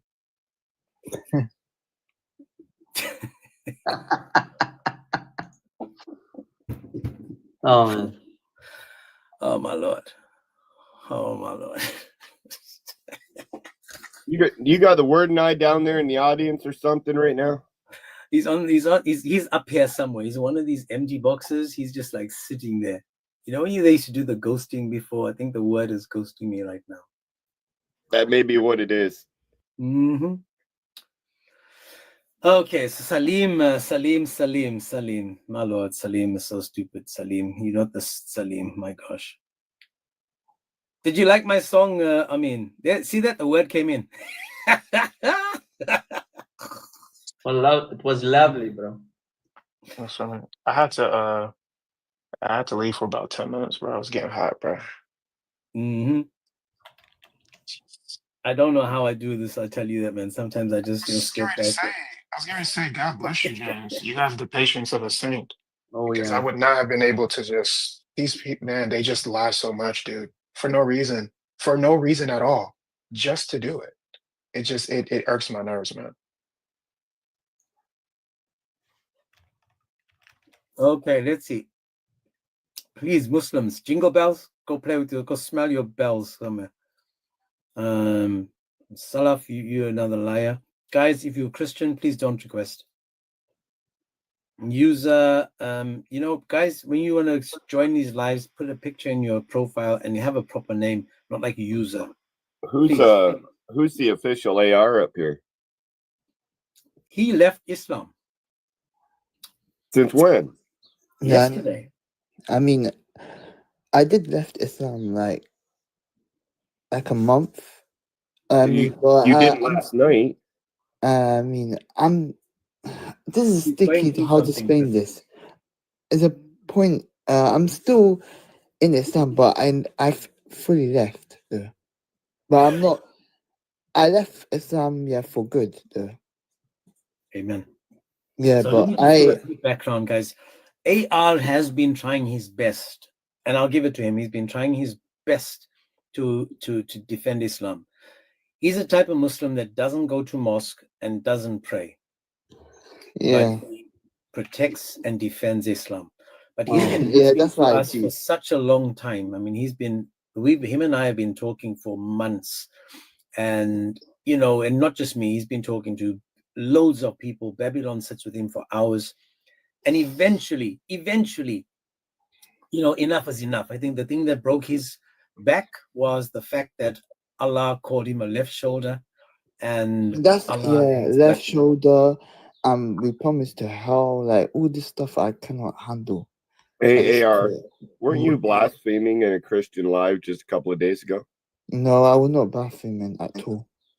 He does say some silly things, Chris, but he's a process because you can hear that he's hurting. And this is the when did I bath you in do there? say some silly things, bro. Let's face it. You do say No, I need proof where I said something. I never bath let's in not that. go there. You said a few things to me as well that I've let slide because I told you before that I know that your heart can't be as sick as it sounds.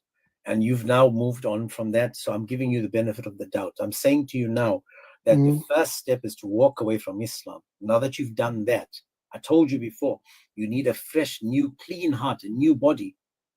And that now you Look, this guy said. He said, "Yeah, I said your God died." It's okay. It's okay. I mean, it's fine. That's not don't go there. Don't go there. It's fine. Stop. Okay, Move on fine. from that. Okay, what fine. we're doing now is that we're moving past that. See, what we can do now is we can move past that and say, okay, so what's next? So I'm just telling the people why what you said to me so far, why you've left. And people like Salim will probably tell you were never a Muslim. He said in the chat as well, because Salim, he is like a fat Muslim.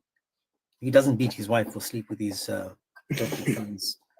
I mean, I was not like a good Muslim, and like I was not my best Muslim in my life, but I was born to Islam. Yeah, but again, you've learned now that something is so fake and so awful that you moved on from it. That's perfect. So just keep walking away from it. Don't walk towards it, because when you start walking towards the light, when you start walking towards the light, I told you before, that's when the truth is revealed. So you can't hide. You can't hide in the light. God, he sees you in the light. He sees you for everything that you are. You can try your best to hide like Muslims do, but okay. So Trahan Tales, how are you, sir? Good, how you doing? I'm very well, thank you. I'm so glad that you joined the panel. Can you please help us understand who built the Kaaba? Yes, sir. Yes, sir. Yep. You're gonna chat GPT that answer for you right now, James. Yep. I've got ChatGPT. I just don't need to download it. How does ChatGPT work? Can someone just tell me? Is it like you go on, you write Google ChatGPT? Yeah, No, my darling, I'm not white. I apologize for that. I'm left shoulder from Africa. Same to me. I'm left shoulder from Africa. Salim is crying in the chat. He feels like he's Aisha. He's saying they never bring me up because they know I will cook them. Salim only cooks in his dreams. Tarhan must have had to go to Mecca to see who built the Kaaba. You know what my problem is about Islam? Why it's full of racists? It just hates black people. This is my reason. Well, do you know the hadith where it says that where Muhammad buys and sells black people as animals? Yeah, I heard it, but I don't know if it's authentic or not. It's Sahih, bro. Yeah, I need to check it out. You do check it out. It's okay. There's more. Yeah. You know, in Nabtal, he was a black man, and he called Muhammad the ear because Muhammad used to be, Muhammad was he used to hear things and he used to tell them it's facts. So Nabtal called him an ear, and Muhammad said, if you want to see Satan, then look at Nabtal. He was a black man. Yeah, man. I feel sorry for all Africans, man. I mean, they're all. I don't know what to say, man. And I tell you what, the saddest thing is that these Africans that are going to Islam, it's like chicken going to defending KFC. I seen a video, yeah. A Jamaica girl reverted to. I mean, she went to Islam, and she said it's the best feeling. Yeah, that's like a chicken defending KFC. I mean, ask a question about that one. So, guys, if there's any Muslim with intelligence, we've spoken to a few so far, and they've all proven that you can't have a conversation with them because, again, they get into this little, when you circle the Kaaba, it's like when you flush the toilet, it goes around and around before it goes down. You notice that they're circling, and eventually at some point they need to go down. So we help them go down. So just like when you flush the toilet, you see it goes in a circle, and then poof, it's gone. This is what they do. They come up on the live. You ask a question, they start circling. When they get to the seventh, just before they kiss it, we'll let them go. James, what is also funny, his name is Abdul Qadir, which means the slave of the all-powerful. That means Allah can do everything. He has the ability to do everything. Yet Allah is so weak, he cannot come in the flesh. Allah is so da'if, he has to stay above the 7 heavens, but sometimes during the night he does enter the creation and he goes to the lowest heaven. But then I don't understand, if he does that anyway, why is he not entering the flesh anyway? My name's not a slave name. Also, Rob. Yes, Abd means slave of Al-Qadir, the all-powerful. Also, Rob, when he enters the lowest heaven in the third part of the night, yeah, isn't it a third part of the night at all times in this world because it's round? Yes, right. Yes. So which part of the any night? Muslim, sorry, Rob, one second. Night Any in Muslims while Australia, we're or talking? part of the night in the United States, or maybe in Mecca or Medina? Where exactly? Exactly, it's a good question. Please be Muslim if I bring you up. J.R. Ewing from Dallas. Did I give away my age?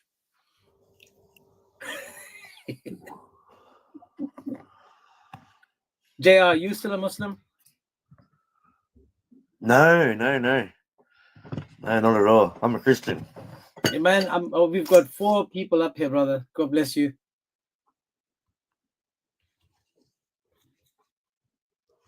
That was me. That wasn't James. If a Christian comes up, I'm just gonna drop you. You already know. And it says Muslims request, not Christians. So Salim is so desperate, guys, to get a little bit of attention. I'll give it to him. There we go. Well, it's good. It's good to live rent-free in their pagan minds, guys. Salim is always following me wherever I go. He's like one of my fanboys. Okay, so let me just address this guy again, because he's come up and you know, let's just focus on the Quran. So I'm going to show you now that from the Quran that Ishmael and Abraham never set foot in Mecca, and that Ishmael is not the descendant, that Muhammad is not the descendant of Ishmael. Because you can't give me a complete answer. You're saying, in fact, why don't I do this, Seth? Can you just prove, according to Islamic sources, who built the Kaaba for me, please?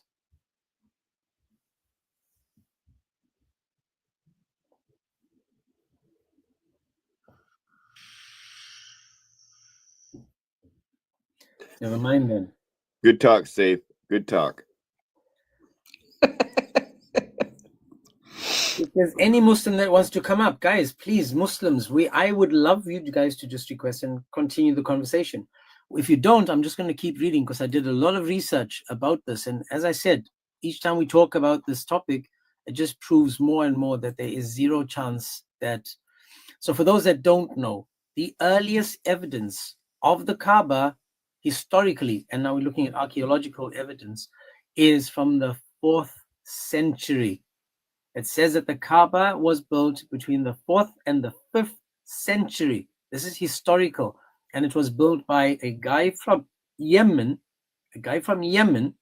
because they needed a place to worship their idols. So that's what I found historical evidence for. So, Sarah, I'm Christian. So, Seth, are you back, or what are you doing?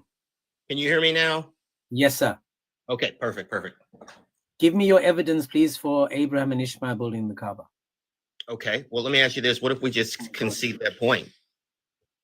Some guy came in the 4th century and, put the Kaaba there. No problem.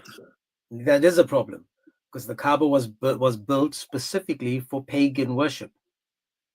Okay, but now that it's no longer pagan. Can I give you a few things that the pagans did, and you tell me if Islam follows the same paganism, okay? The pagans that came there circled the Kaaba 7 times. The pagans that came there prostrated to the Kaaba. The pagans that came there kissed the stone. The pagans actually had stone worship. The pagans did Safa and Marwa. The pagans threw stones at the devil. The pagans did the fast. Okay. Is any of those things that Muslims don't do? Or do Muslims do all of those things? Gotcha. Now, assuming what you said is true, are you aware of the things in the Bible that are exactly parallel with Egyptology? My man, try to be smarter than you are right now, right? But listen again. Listen, we're not talking about the Bible. I know that you're so desperate. I need you to please. Okay, let's just say everything in the Bible is pagan. Let's just say that. Okay. Now let's leave that now. We moved out from that. Now we go back to the Quran. I'm asking you, is there anything, even the God that they worship, the pagan God was called Allah. I'm asking you again, is there anything that the pagans did that the Muslims don't do? Gotcha. Now, assuming what you said is true, and assuming the point that you just conceded, that the Bible has been corrupted and blah blah blah. My man, I need you not to request again. Don't request again because you're too stupid. You would be one of the slaves that Muhammad would give away as for free. He would like buy 2, get 1 free. Seriously, you can't be as thick as that, my man. You can't honestly be that slow. I'm trying to have a conversation with you, and once again, this is what happens. Seriously, man, you can't be that thick. You can't. There's no way. I refuse to believe that an all-powerful God can make someone like you. James, what is also very important to add on top of today's topic is, since we're talking about the Kaaba anyway, according to chapter 105 of the Quran, 105, Surah Al-Fil, the chapter of the elephant, okay? Allah in context, supposedly, when the army of Abraha, don't confuse him with Abraham, there was a guy called Abraha, he was the king of Yemen. He came with a large army of elephants to attack the Kaaba and attack Mecca. He wanted to conquer Mecca and take over the Kaaba.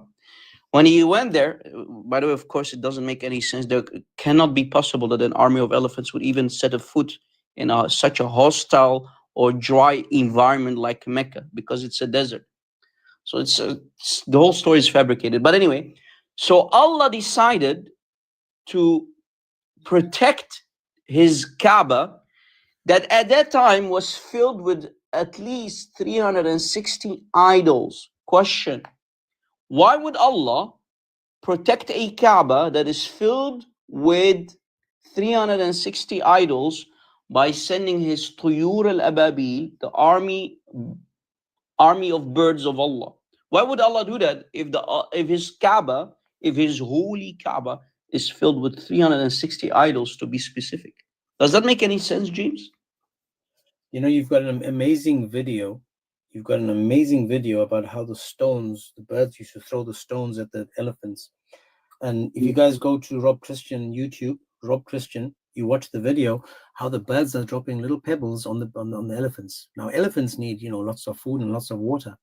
Yeah. How in the name of Allah did they get up there on top of it? Because the Kaaba, Mecca, I think is 900 meters above sea level.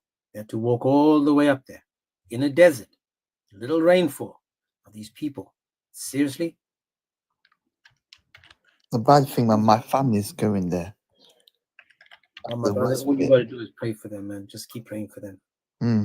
That's all you gotta do. Just pray for them and ask, ask God to look after them, man. Because the Satan, as you've seen me ask Muslims, what is the job of Satan, and you'll notice that Allah does the same job as Satan. So there is no difference. And I mean, I know, but right now, for me, I'll just stick on being an atheist.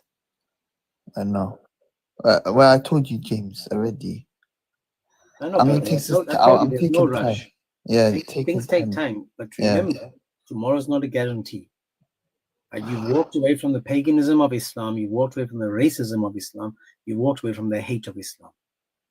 But tomorrow's not a guarantee. So if you are truly believing in God and you want salvation, even the Muslims tell you that Christians and Jews are their salvation. We have to take on their sins so that they can get salvation, meaning there's something righteous in Christianity, that we are able to do something that our Lord and Savior could do. So I'm asking you then, again, it's pointing to someone that is able to bear the burdens of another. And if someone is able to bear the burdens of another, and we know that to be Jesus, then again, Islam, without knowing it, is pointing towards Christianity again, pointing to Jesus. Over and over, Islam, without knowing it, is pointing to Jesus. When we start doing research like this and we find historical evidence that the Kaaba was built in the 4th century, it points not to Islam. It's not saying, oh, well, this is making the religion true. It's making the religion just more false. Again, go to Christianity, where they've got a history of evidence. It's a tsunami of evidence. Islam, they dug in Mecca, They dug so deep and so far and so wide, and the best they can come up with was someone's cup. Some like a cup, like a little broken cup or something, a bowl, something immaterial, nothing of significance. And yet every day in Israel, every single day in the Middle East, they find something, and not excluding Saudi, they're finding something to confirm Christianity. All you have to do is go to YouTube and write biblical evidences or archaeological evidence for the Bible, and you'll see all this, a tsunami of evidence. And then you can do the same for Islam. You might find the two shoes of Abraham, or the hoof of Burat or something, the airways. That's the best they can give you. You may say this was the hair of Muhammad. You may find the rock that stole Moses' clothes too. Well, that's the one they're probably circling, kissing, and touching right now. True, that it could be a relative too. The guy said yesterday, funnily enough, the guy two days in a row, first guy joked and he said, "Oh, what did the rock? Can the rock talk or run or something?" And I reminded him about the rock that stole Moses' clothes. You know that story there. And then I said, another guy said to me, "Oh, what is wrong with you? You probably sit and pee."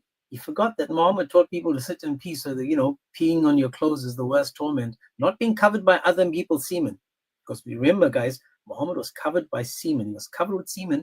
Doesn't say whose.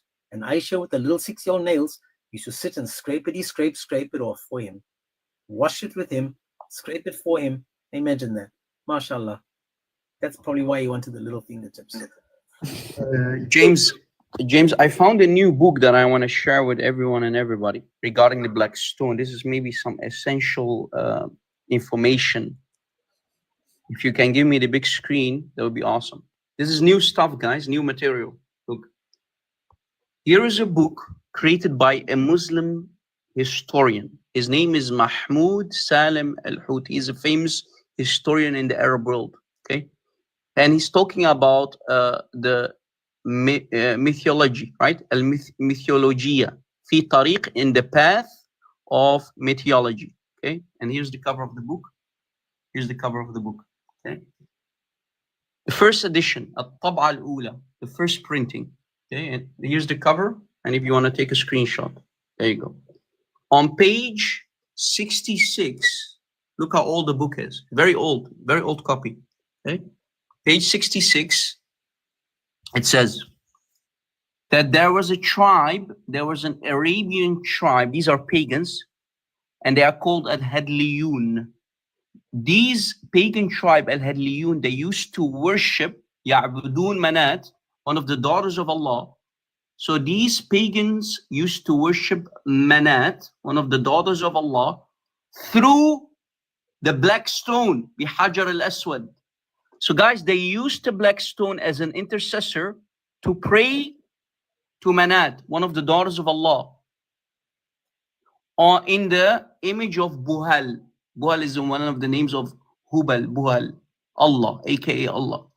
And it says, then it continues, وَكَانَتَ الْعَرَبِ, and the Arabs, the pagans, all of them used to venerate it. The black stone. So the black stone was always an intercessor, and it stayed an intercessor because Muhammad said that the black stone will have a mouth, a tongue on Judgment Day, and it will speak. So nothing is changed.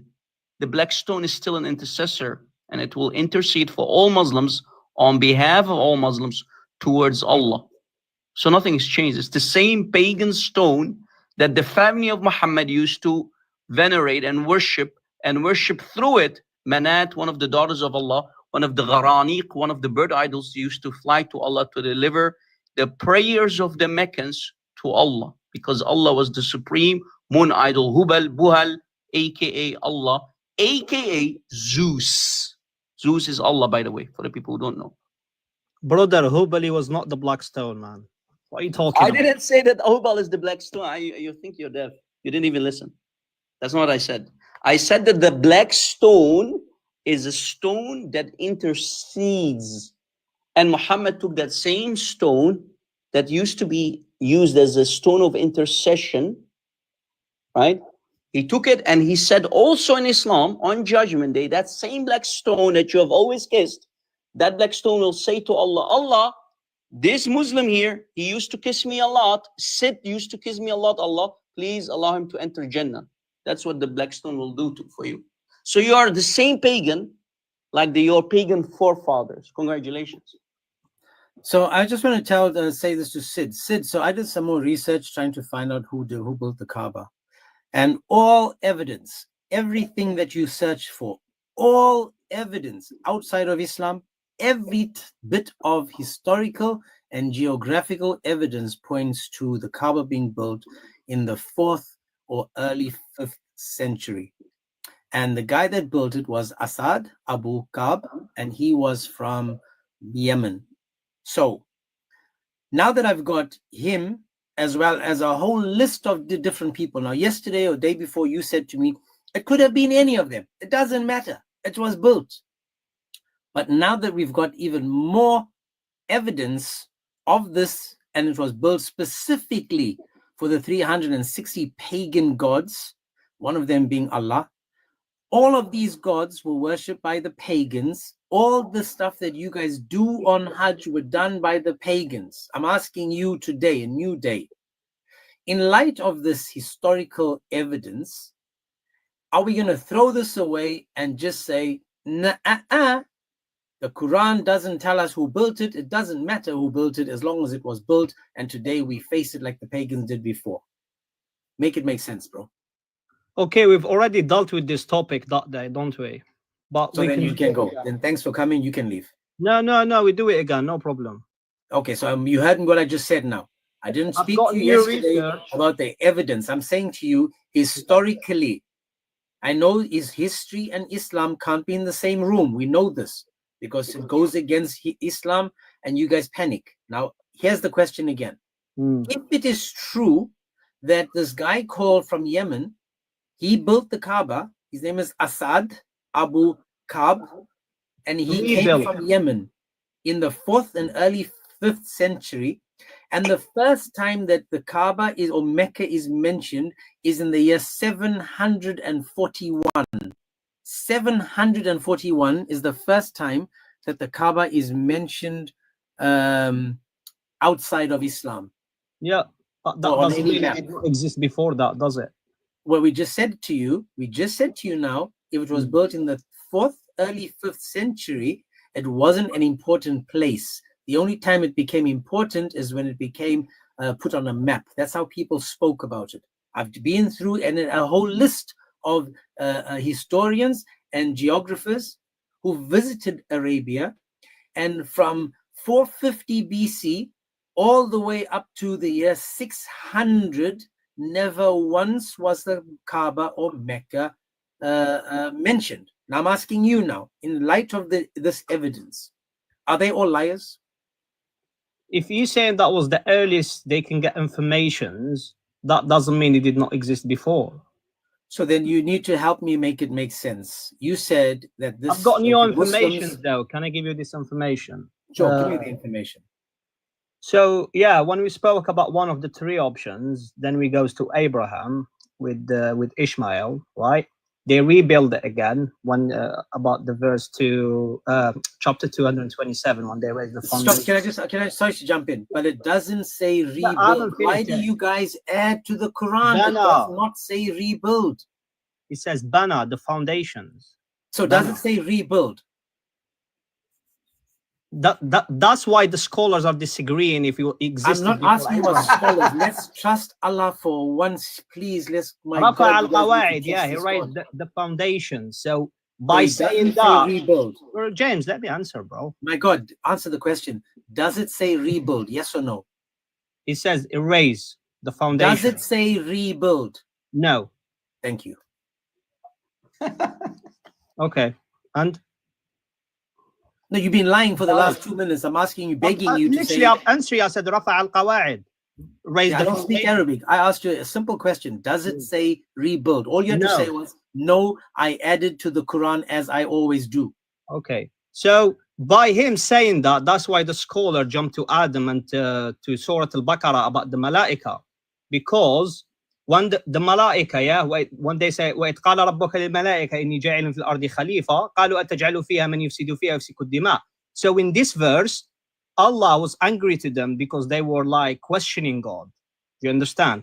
So they knew better than Allah, because Allah said you don't know, but they knew because they were right. They knew that mankind would do fasad, cause corruption in the land. So actually, the angels actually knew better. They knew better. They all know You it. know They why know they're what saying happened. that? Because it was a different people lived in this earth before us, and they did So it's spread. a contradiction, by the way. But continue. That's why they said that. It was No, like, it's a contradiction because the angels did know, but Allah says you did not know. why So did the that's another angels say that contradiction. then? Hold on, Sid. I wanted to go through you. I want you to grasp it.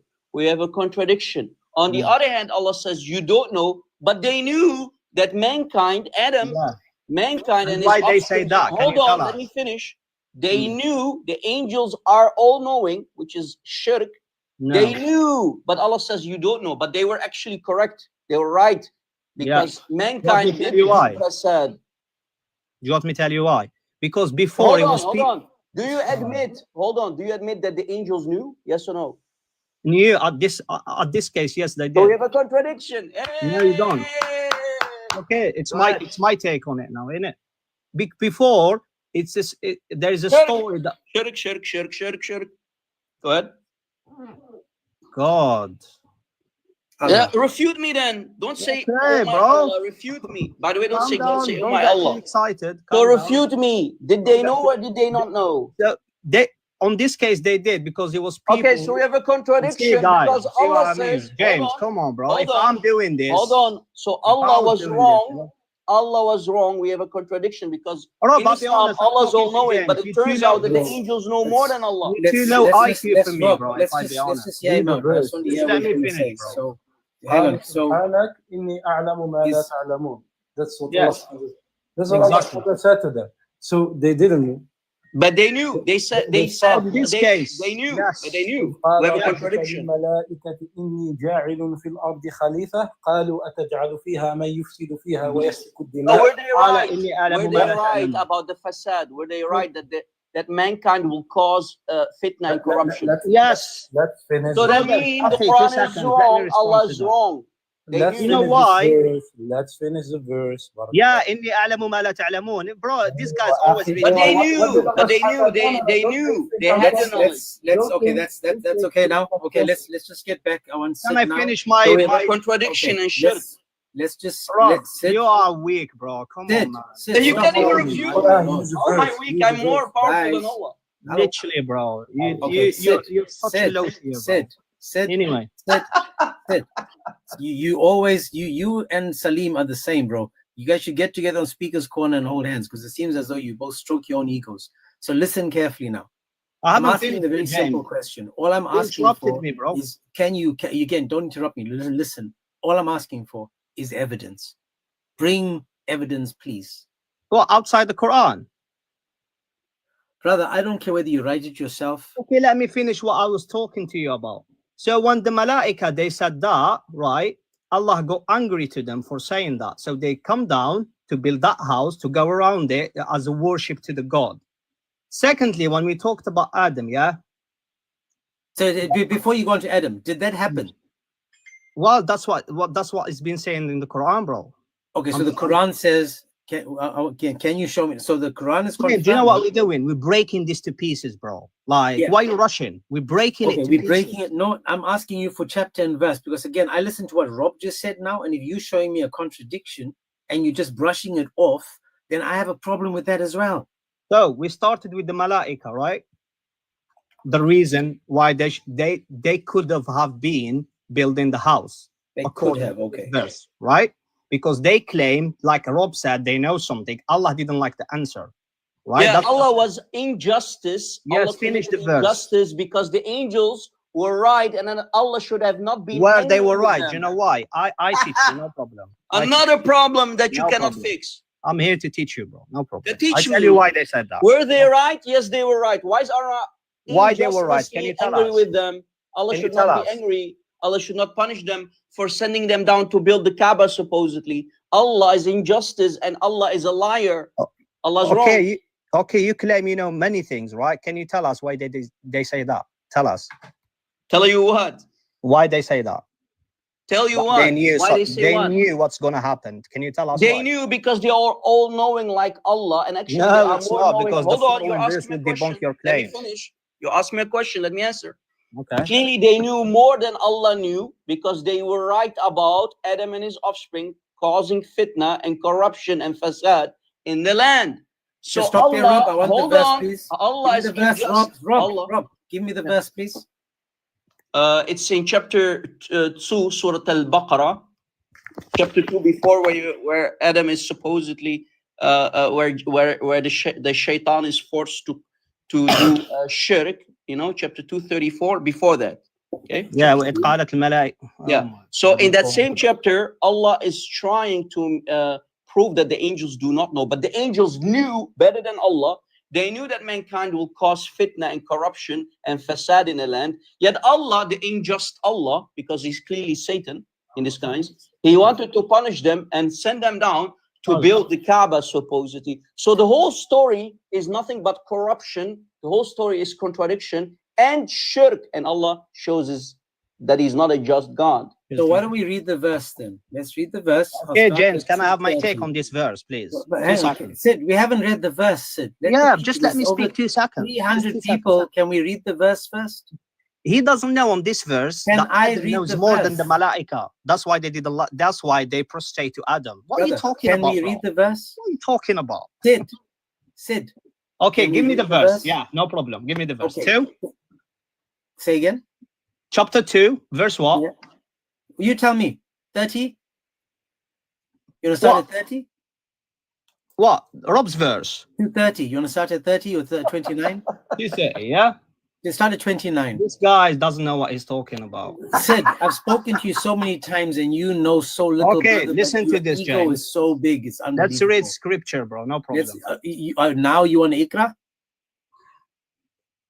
Sid, by you saying you don't know anything, it doesn't Bro, prove Adam your knows case. more than the Refute Malaika. us. What are you Refute talking us. about? Sid, What are you Can you just talking read the about? did the verse, angels Sid, know? please? Did the angels Rob, know just more 1 than second. Allah? Sid, Yes or no? read the The verse. angels did not even know more than Hold on, Adam. Sid, What are you hold on. talking What about? you need to answer is, Never mind did the Allah. angels knew more than Allah? The Absolutely answer is not. yes. No. Can you refute it? No. Okay, Rob, let him read it. Rob, That's let why him they read. prostrate to Adam. That's why the devil didn't Yeah. like it, bro. Even Adam Okay. knows more than them. What are you Dude. talking about, bro? Oh my Get God. out of here, man.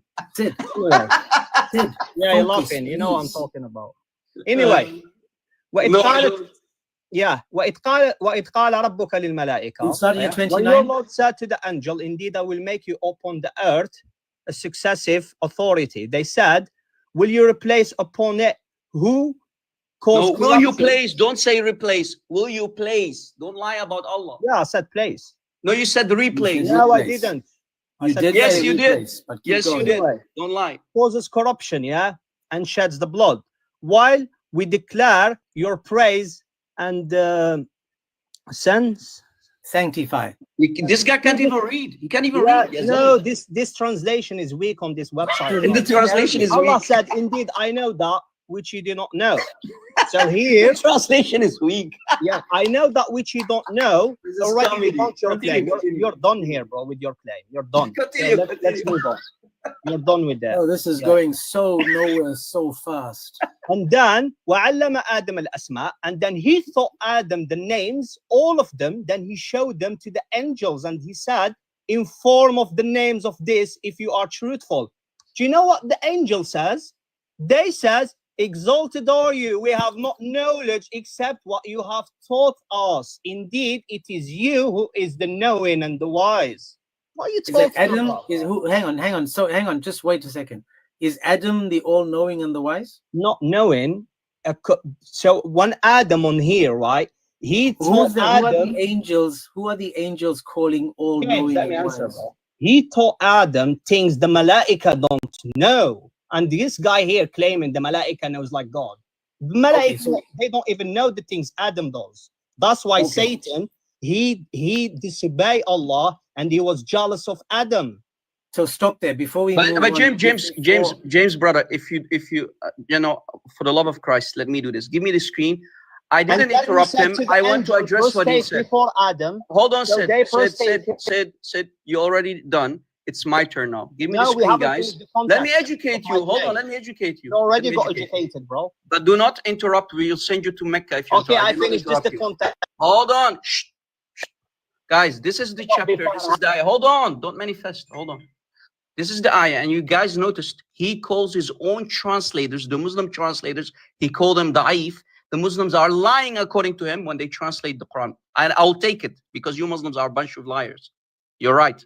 You Muslims are lying because without lies, Islam dies. Hold on, guys. I don't need. So I hold don't on, even need Let me translation, finish. bro. Let me finish. I'm Arabic. Chapter 2, ayah 30. Let me finish. Don't interrupt. Don't manifest. When your Lord said to the angels, I am placing a successor on earth, Khalifa. They said, will you, the angels talking now, will you, Ya Allah, place in it, in the land, someone who will cause corruption, fasad in it, and he will shed blood? While we declare, while we the angels, we are worshiping you, we are declaring your praises and sanctify you. He, Allah, said, I know what you do not know.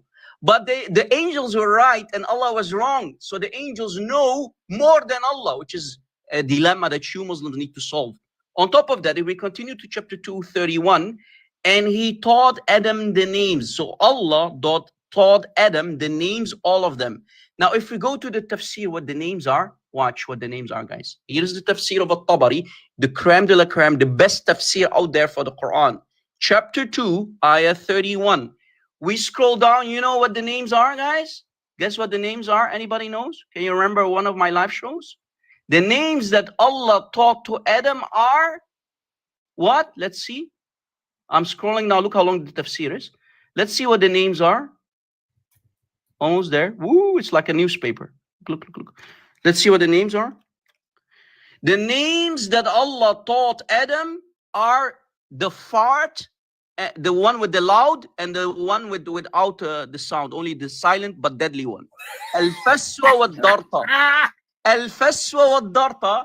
How about two words behind Al-Hinna? That's what Allah taught Adam. The Al-Hinna wal-Huniya. Why you jump into Faswa straight away? Al-Faswa wal-Darta. It's four things there. Why you just reading two? That Allah taught Adam. كل شيء, including what you This taught. is Islam. Allah okay. You know what it says on that verse, James? Allah needs to taught him how to call a fart a fart. Okay, James, it's my turn now. It's my turn, bro. Sid, 1 second, 1 second. You're not fair, bro. Sid, 1 second, please, bro. Please, 1 second. Listen to my question. You just said that you are Arabic. Can you tell everybody which country do you come from? Algeria. Do you want to see? Hang on. Are Algerians Africans or African, and Algerians? it's Arabic. Hang on, it's Northern please, Africa. let me ask the question. Let me ask the question. Are Algerians African or Algerians Arabs? Arabs African. I didn't ask you that.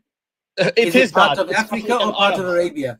African Arabs, bro. It is Are you that. an African Arab? Yes, Morocco, Tunisia, you came- Algeria. Northern Okay, Africa. so hang on. Try to be smart now. Basics, Are you saying to me that Moroccan people, Algerian people, are not Africans? They are African, Okay. Northern Africans. So Yes. can your passport, your Algerian passport, can you use that passport in any Arabian country as an Arab, or will they look at you as an Algerian? As an Arab, of course. We're Arabic. No, you're not. You're a liar. You're a filthy liar. not. What do you mean? I am African, and I'm telling you that as an Algerian, you are not a bloody African. I'm Arab. not African. You are a wannabe. You are a wannabe. You try so desperate. You're so desperate to be part of this Arabic culture that you're assuming their identity. Be quiet. Shut up and listen to me. Stop being so disgustingly hypocritical. Are you telling me what you I are African and you are not Arab? Do not forget that. Just because you don't come from sub-Saharan Africa or South Africa, it doesn't make you any less African. So you are an embarrassment to every African out there that is claiming to be something that they are not.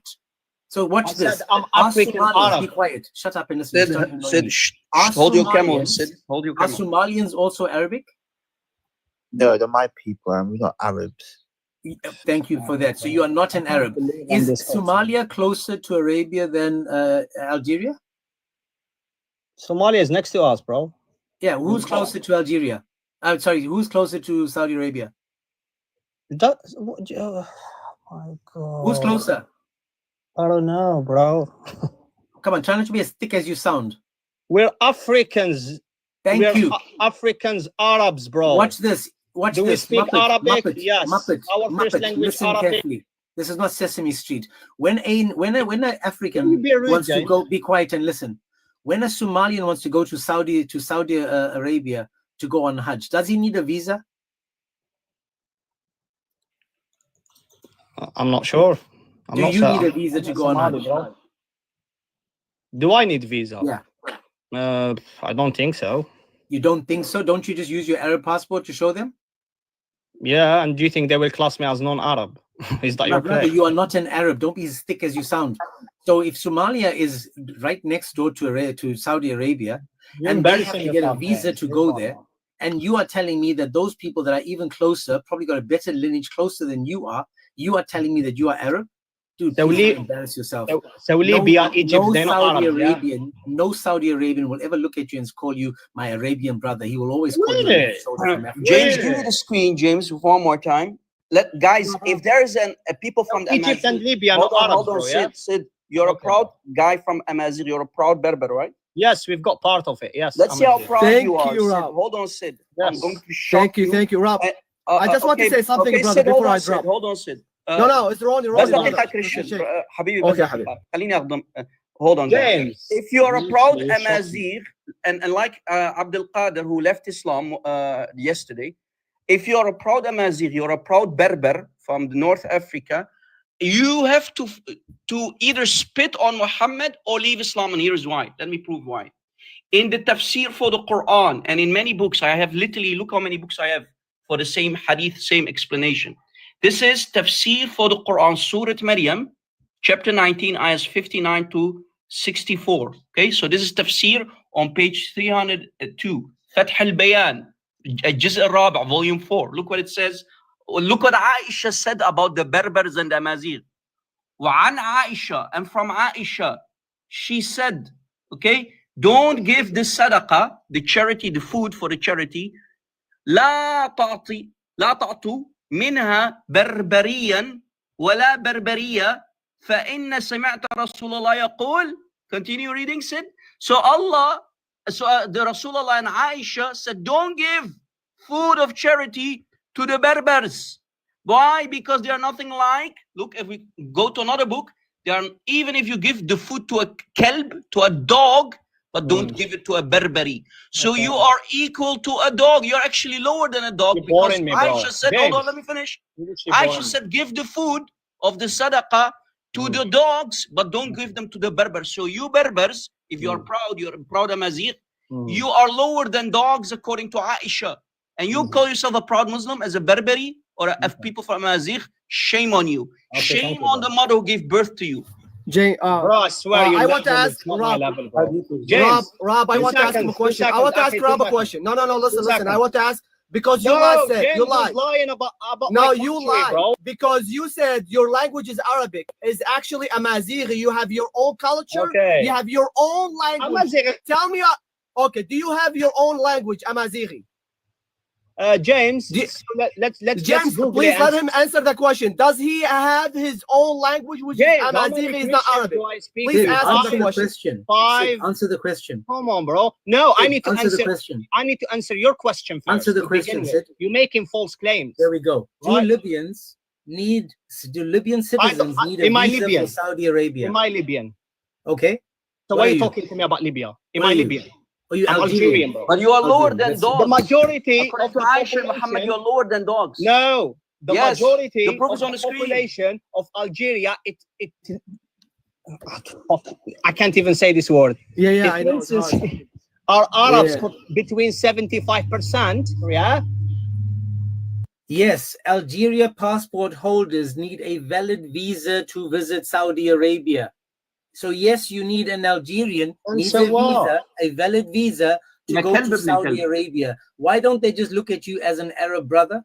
and say, That's oh, my got brother nothing from to do with Arabia's Arab coming. and non-Arab. That's got to do with politics between countries. Can you ask him, please? Can he answer, please? But guys, notice, but Habibi Rab, notice, guys, how he again. Just accepts one that he is second. lower than a dog, according to Yeah, his prophet and heard that. I Aisha. just want him to Said answer you are this lower question. than a dog, according to Aisha and Muhammad. Okay, so let's bring him up again. Sid, I just dropped you by mistake, brother. Forgive me for that. Please let him answer. He have his own language and he have his own culture. The Arab, they force him to change and speak Arabic. If he man, he have to answer it. Does he have his own language, which is Amazighi? Said. If you are a man, if you have balls, say it. Say what?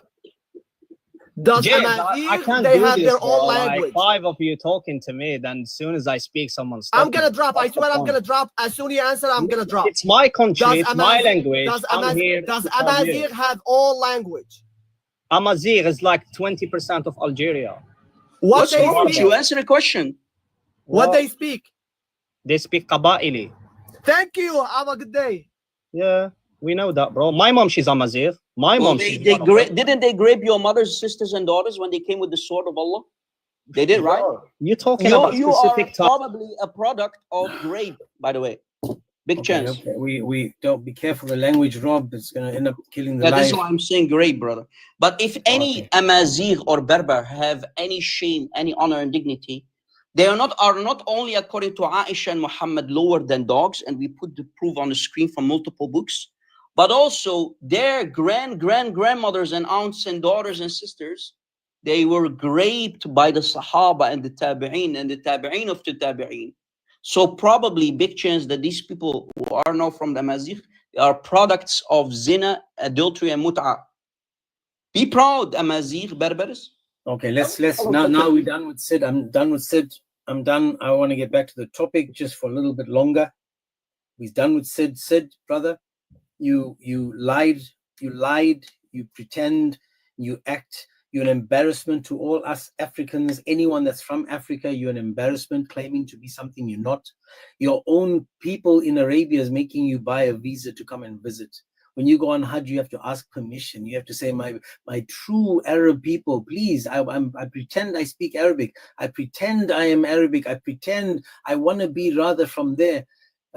Please, can I join you? Can I come on Hajj? They say, yeah, sure you can. Just pay like all the pagans do. Pay like all the puppets do. Pay like all the non-Muslims do. So you have to pay to go there anyway. Abdul Qadir, you're here, Abdul Qadir? Yeah, I'm here. What do you think about the idea, the proof that I just presented, brother? That Aisha and Muhammad called the Berbers lower than dogs. Do not give the food. Even if you give the food, again, here is the proof on the screen from multiple sources. Aisha said, I heard the Prophet saying, I heard Muhammad say, do not give the food of the charity, the sadaqah, to any Berber, but give them instead to the dogs. You should give the food to the dogs. Don't give it to a Berber, to the Amazigh. What do you think about this? Be honest. I think it's bad. Bad? Yes. Yeah. So let me just ask the guy with the heart. Are you still a Muslim, or have you left Islam? Alhamdulillah. About the thing what you just said, that giving the dogs food is better than giving the Berbers food. It's okay. We're not going to talk about that right now. Now we're moving on from that. I just want to ask again. I just really want this topic because today's the last day. I'm making sure that every Muslim gets a chance to focus on this topic for the last day before we move on. If there's any North Africans that think that they are Arabs, I'm telling you guys now, you guys are deluded. You will always be African. Always. You might be a lighter shade of African, but you're still African. They will always look at you as an African. Don't forget that there's 12 shades of black and you one of them. You can come up with your blue eyes and pretend that you're European ancestors. Whatever you want to say, you will always be an African to them. You will never, ever, ever fit in for two reasons. One, you are African. And two, you are Muslim. Yeah. So now, Heart Guy, can you tell me, all I want to know, who built the Kaaba? 72 hours, we're still trying to find out who built this Kaaba. If you go to Surah Al-Baqarah, verse 125 to 127. Allah subhanahu wa ta'ala said, وَعَهِدْنَا إِلَى إِبْرَاهِيمَ وَإِسْمَاعِيلَ أَنْ طهروا. Does the verse, my brother, does the verse mention Mecca And we commanded or Kaaba? Ibrahim, Abraham, and Ismail that they should purify my house, the Kaaba, at Mecca, for those who are That does not say it in the Arabic. Please don't be Allah one of the liars of Islam. We know that you guys are allowed to lie. Don't talk when you don't. The verse doesn't say that. I'm So gonna please don't be a lying I'm gonna Muslim. teach you. I'm gonna teach you. Yeah. Does the verse say again, pagan? Does it say it in the Arabic? Listen. Give me my time and listen. And be Don't silent. lie. Thank I'm you. asking you not Be to lie. silent. You know, Baby, be silent. Thank you. When we go back to the Quran and the tafsir, Allah subhanahu wa ta'ala says in the Quran, إن تنازعتم على شيء ردوه إلى الله ورسوله. And in other surahs, is the one who knows and the one who don't knows the same? La. So we know that when we go back to the Quran, we must go to the one who explained it to us. So to the ulama. Okay, so when we read the Quran, guys, it's funny, I say this over and over. It's funny how a Christian, a Jew, an atheist, even a blind person would be able to read the Quran word for word without adding to it, changing it, twisting it. But a Muslim will read the same verse and tell you what Allah tried to say as opposed to what he did say. Why you Now, don't? again, we've just seen historically that Abraham could never have built the Kaaba because the Kaaba, historically, through archaeology, has been proven to have been built in the year 400 to early 500. Now, again, if the Quran is saying that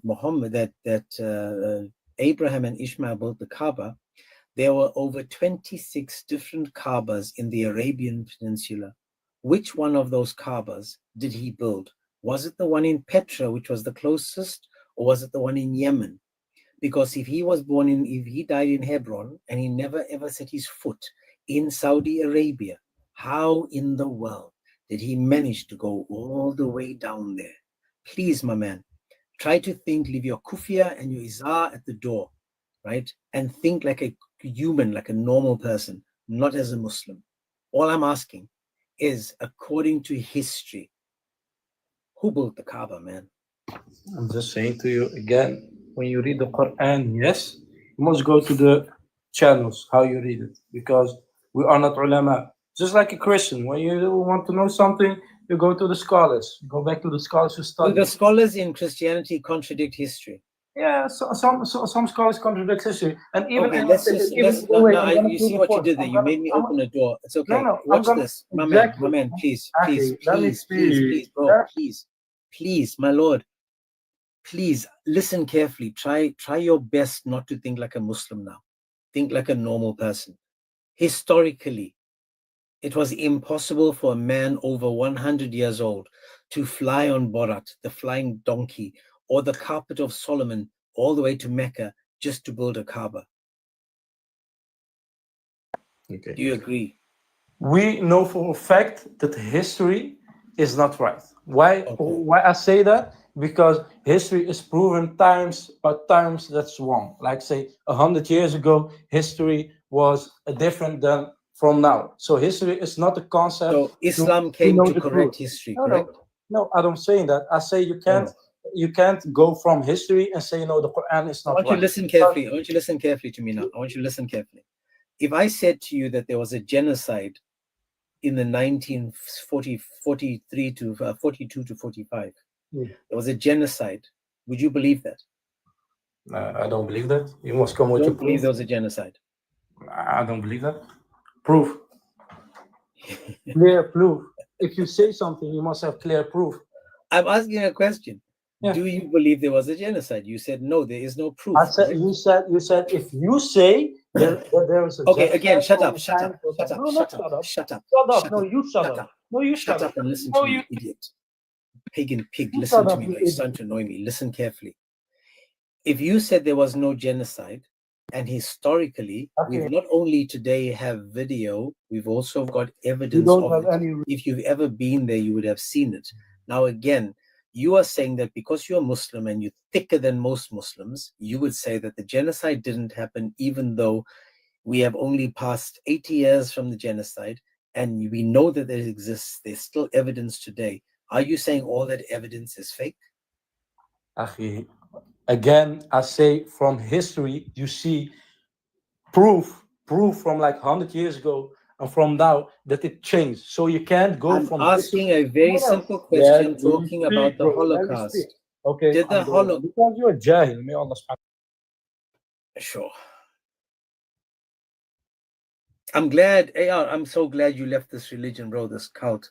I'm so glad because you can see how you know, AR, I've asked for 3 days, 72 hours. I've asked for any Muslim to prove who built the Kaaba. I've asked 3, and the reason it's 3 days is because Allah likes odd numbers. And 3 days will give them on day 1, 2 days to find the information. And like every single topic we have, you'll notice that a Muslim, there's no Muslim, doesn't matter what the topic is, there is no Muslim that will be able to come up and stick to it and answer the question, because they all so full of the camel juice that Allah said they must drink over and over and over. The historical evidence goes against everything. Everything. I mean, this idiot just said that it didn't happen, the genocide, the Holocaust. Now, again, if you believe that it didn't happen, you know, there's certain things we can go with conspiracy theories. You know, we can talk about COVID, we can talk about vaccines, we can talk about yada, yada, yada. But then when the facts are slapping you in the face, and I've actually been to Auschwitz, I've actually did the white bus tour, I've actually been to these places where there's evidence. I know apartheid in South Africa happened, not because someone told me that, because I was there. Now, in 10 years' time, some idiot like this Muppet will say to me, apartheid didn't happen. It never existed. It was a lie. And then the people that are eyewitness to it are going to be like, yeah, no, I was there. And they go, nah, it didn't happen. Why? Because this is the mind of a Muslim. Even if the evidence is on top of them, squeezing them like Jibril did, the pimple on his backside, again, they will turn away from it, because once again, Muslims struggle with common sense. There is no common sense in Islam, bro. Yeah, and we don't even have proof for Muhammad. Yeah. I done some history, and we don't have any proof from Muhammad outside of Islam. Yes, I will. Yeah, like. So I'm just gonna bring up I'll bring up 2 other guys, and I'm just gonna have some water, because water will be hydrating and it will help me not to be cranky.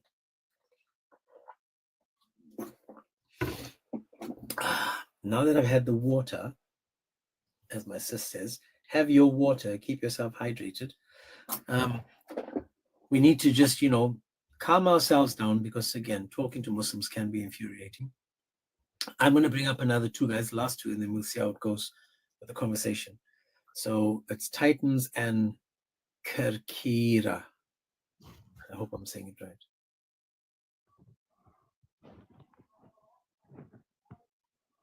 Titans, are you a Muslim?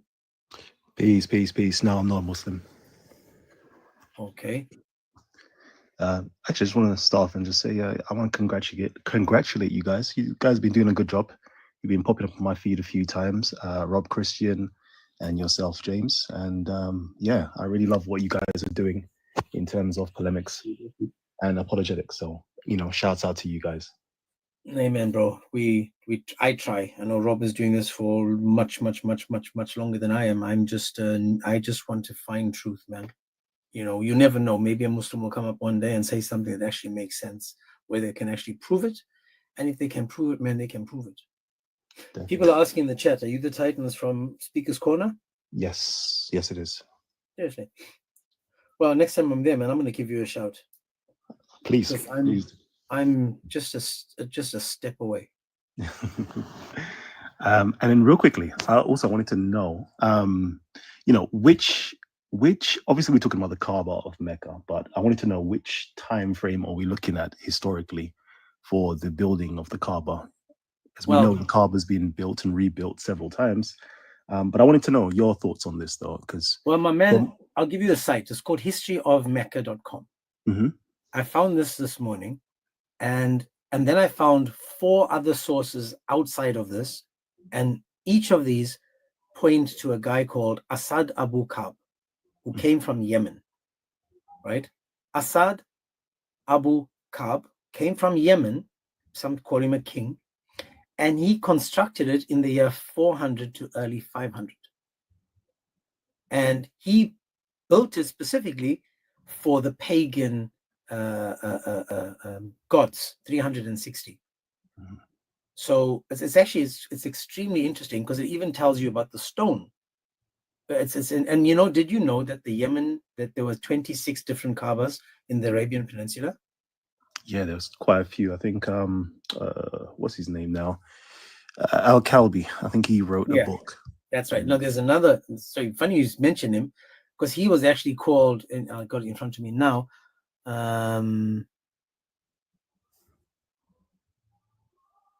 Sorry, go on while I find it. Yeah, no, because you know, in terms of during the supposed lifetime of Muhammad, it was said that it was Christians who actually built the Kaaba. A specific Christian. Some records say it's a Coptic Christian. Scholars kind of are unanimous that it is an Abyssinian Christian that built the Kaaba.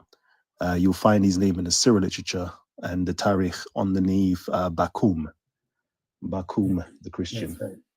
Titans, what you also need to know that in the Kaaba, in the time of the parents of Muhammad, the grandfather of Muhammad, and Muhammad before became a prophet, there were not only the images of idols and statues of idols, but also statues and images of both Jesus and Mary as well.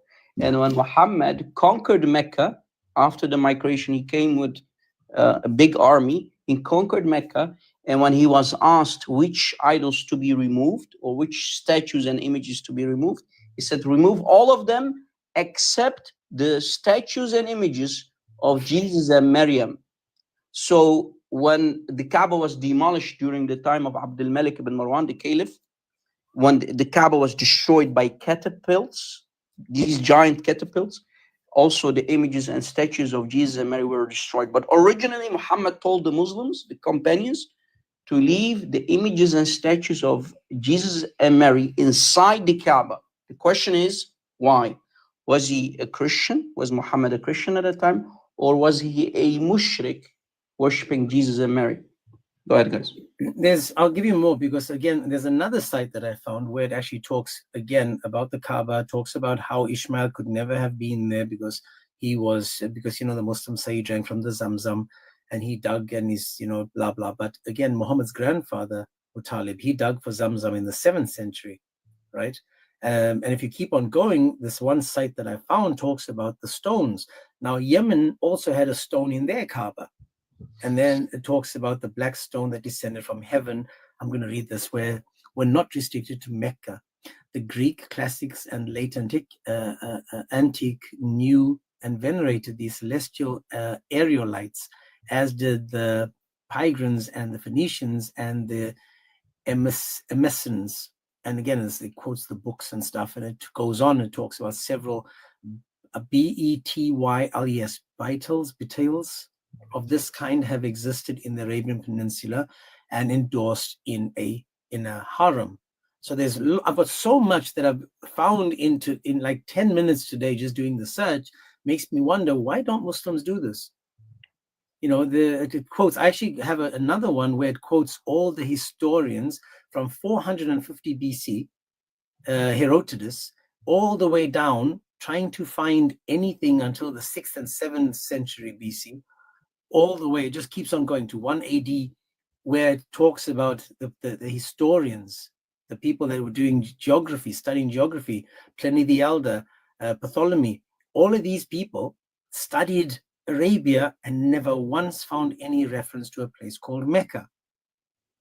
And I'm not sure, Titan, if you actually watched the live before, because the Quran confirms that Abraham and Ishmael never set foot in Mecca. Right? It confirms that. It confirms that there's no lineage between Abraham and Ishmael and Muhammad. The Quran does. So my indirect approach in this is to show these people that when we do go to the Quran, it basically corrupts the entire belief system. There is an Abrahamic religion based on the Quran itself. And this is why I do these lives 3 days in a row with the same topic. And now today is 72 hours later and still no answer. Yep. See, I've put out there that the Muslims or the Muslim historiographers of the past have literally stolen the history and stolen a text that predates the tentative date of Muhammad. Well, what I mean by that is the Quran is a text that goes back to Christians, but they literally just gathered up those texts and created a whole new religion, a whole new identity, a whole new culture out of pre-existing materials. Well, this is why, my brother, you know what we say, right? We call ourselves original Quran-only Christians. Yeah, definitely. And I put forward, like, you really have to go back into the 6th century to figure out what was going on. So, for example, in the 6th century, there was a king called Abraham who ruled the whole of the Arabian Peninsula. That's right. And he himself, according to the Muslim historiographers such as Ibn Ishaq, also had a Muhammad who was a prophet. And they went around and brought a new form of Christianity to the whole Arabian Peninsula. Once you start learning that, you will start seeing that they've literally just copied or stole the story of Abraham and Muhammad of the past to create a new religion. A new Funny you said that because, brother, sorry to jump in there. It's funny you say that because that's exactly what I read today. It took me 10 minutes to find all this information, right? And from different sources. But exactly, see how, why is it that I can use 10 minutes to find all this information and I'm a Muslim.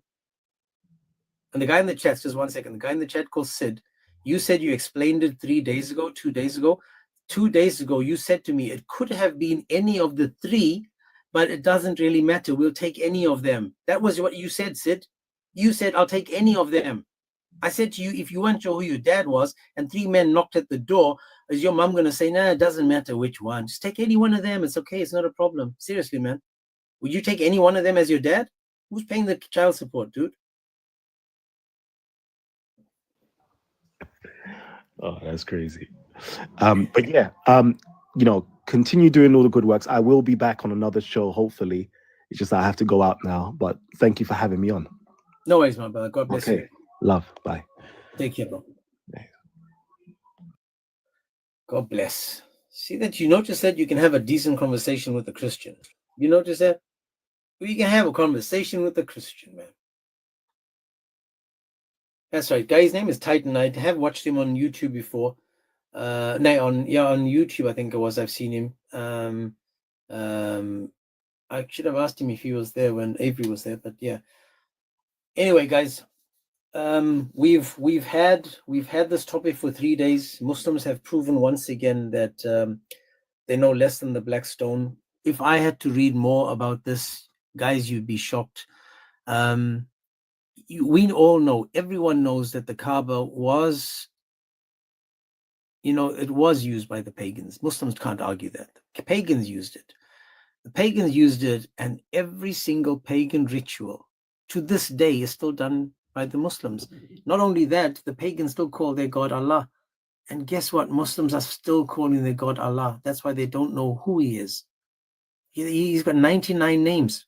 He's probably got 360 names, but it's okay. Because sometime in the 5th century, the Kaaba was a place of worship for the deities of the Arabian pagan tribes.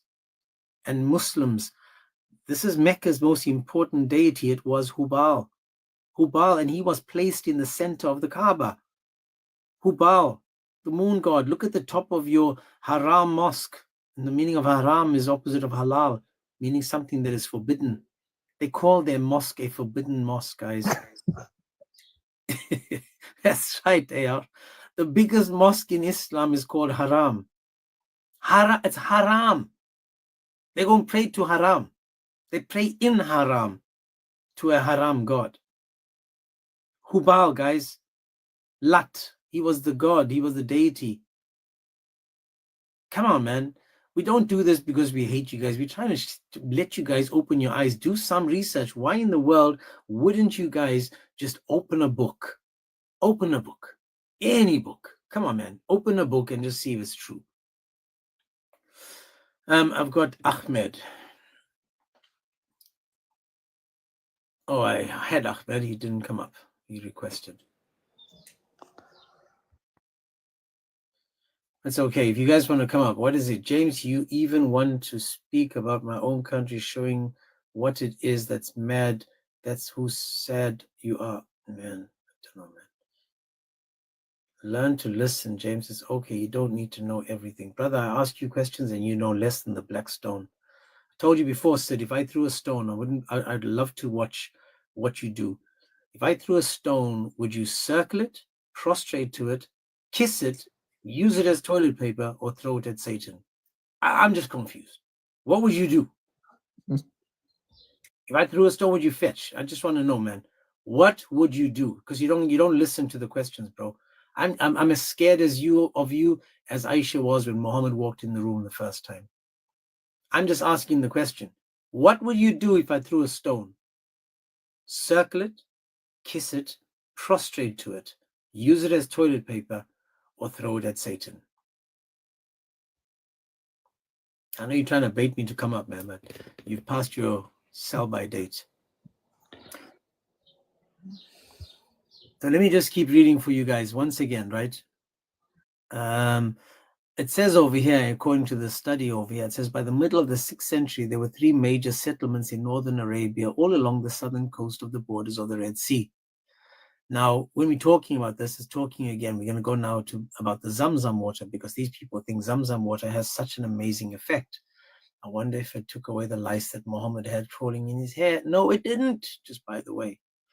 Now, as Rob said earlier, the year of the elephant is the name of an Islamic history for the year around the year 517, according to the Islamic tradition. Now, guys, anyone with common sense will tell you if it's 50 degrees Celsius, little water, and you're 900 meters, if I'm not mistaken, I may be wrong on this, I didn't check it. I did check it before. I think the Kaaba is like 900, or Mecca is 900 meters above sea level. You've got elephants, hundreds and hundreds of elephants. Elephant needs tons of food. They eat so much. Now you can imagine an elephant being in this climate, trying to find food and water. I'm not sure how long their trunks were back then to find a well to go all the way down to get the water. But again, man, you can't make this up. You have to really switch off to be a Muslim. You honestly have to switch off. This is why we're begging you guys to please open your minds, man. Open up. This is sad. This is truly sad. I don't know what else I can say, man. Those poor elephants. And did we see any remnants of elephants back then when they were digging to build Mecca? Did we find bones after bones, millions and millions, hundreds and thousands of bones? Did we find any bones when they were digging? Did we find tusks? Did we find evidence? Come on, man. Common sense. Ask yourselves, if you are Muslim, ask yourself, why is it that we as Muslims, this is what you should be saying, we as Muslims, why do we have zero evidence for anything in Islam? Not James, Muhammad, not nothing, guys. Yes, James, the thing is, when they, as if you now open any image, how Mecca now looks like, you have these big towers now. They send in the kuffar and whatnot, these kuffar engineers to create this, all these beautiful images for them to build all of these towers, these big, huge hotels, and they put the devil's horns on top, right? The horns of Allah, Shaitan. Nowadays, Mecca, before they started to build all of these huge towers, right, where Shaitan is now finally looking with his devil horns on his leg box that you have on your screen. So Allah is now watching his house. But did you know, before they poured the concrete in the ground, because to build such huge towers in Mecca, you need a good foundation, right? A strong foundation, else the buildings will collapse, because this is a desert. Remember, you need good foundations, you need good architects. So before they poured the concrete, guess what they did? They hired world famous archaeologists before pouring the concrete. These archaeologists, these kuffar, they went in and they investigated the ground. Guess what they found? Nada, nothing, no historical evidence at all. To hide evidence, the Saudi government, they poured immediately the concrete because there was nothing to be found in the ground. That's what they did. Exactly. No, but that's true. That I've been looking. I've been checking. I want this. I want to be proven wrong when it comes to this. But man, I just want to read 2 super chats. The first one is my man Patriotic. He says, "Salam alaikum, everyone." Then we've got Soldier of Christ. He says, "I dare that Muslim clown to be consistent and say that any secular historian that says gospel is anonymous is wrong, or is he going to cherry pick?" Exactly. So again, guys, if there's any Muslim, I'll give you the last chance now. Ahmed, how are you, sir? Doing good. You are a Muslim, correct? Yes. Are you finished school now? Yeah, I'm 28 years old. Okay. Did you do history in school? Yeah, but only like American US history, not like religious history. No worries. That's good. When you did the history in school, did you say to them, "Nah, don't believe anything you said," or did you do any research at all about anything, or did you just take it at face value? The only research was the history book that they gave us, so that's about it. Other than as that being my evidence, yeah, just the prescribed history book that they gave us. And no worries. So here's another question for you: what is your passion in life? What do you enjoy? Sport, building, anything? What do you like? I mean, I'd say I like cars. I like working on cars, stuff like Beautiful. that. So if we looked at cars, can you tell me who invented the first car? I believe it was some German. I think it was the Was it a German? Mercedes. Yeah, they're the first one Henry to Ford? build it. Henry Ford was the first person to build like the assembly line of the Model T, but the German Mercedes had the first carriage, motorized vehicle, but it wasn't like a mass-produced thing like Henry Ford did with the Model T. How do you know that the first car was German? Just because I saw a video that seemed pretty legitimate, describing the timeline of history. Okay, but Giving the benefit of the doubt. Any research on the first car or the first creator of the car?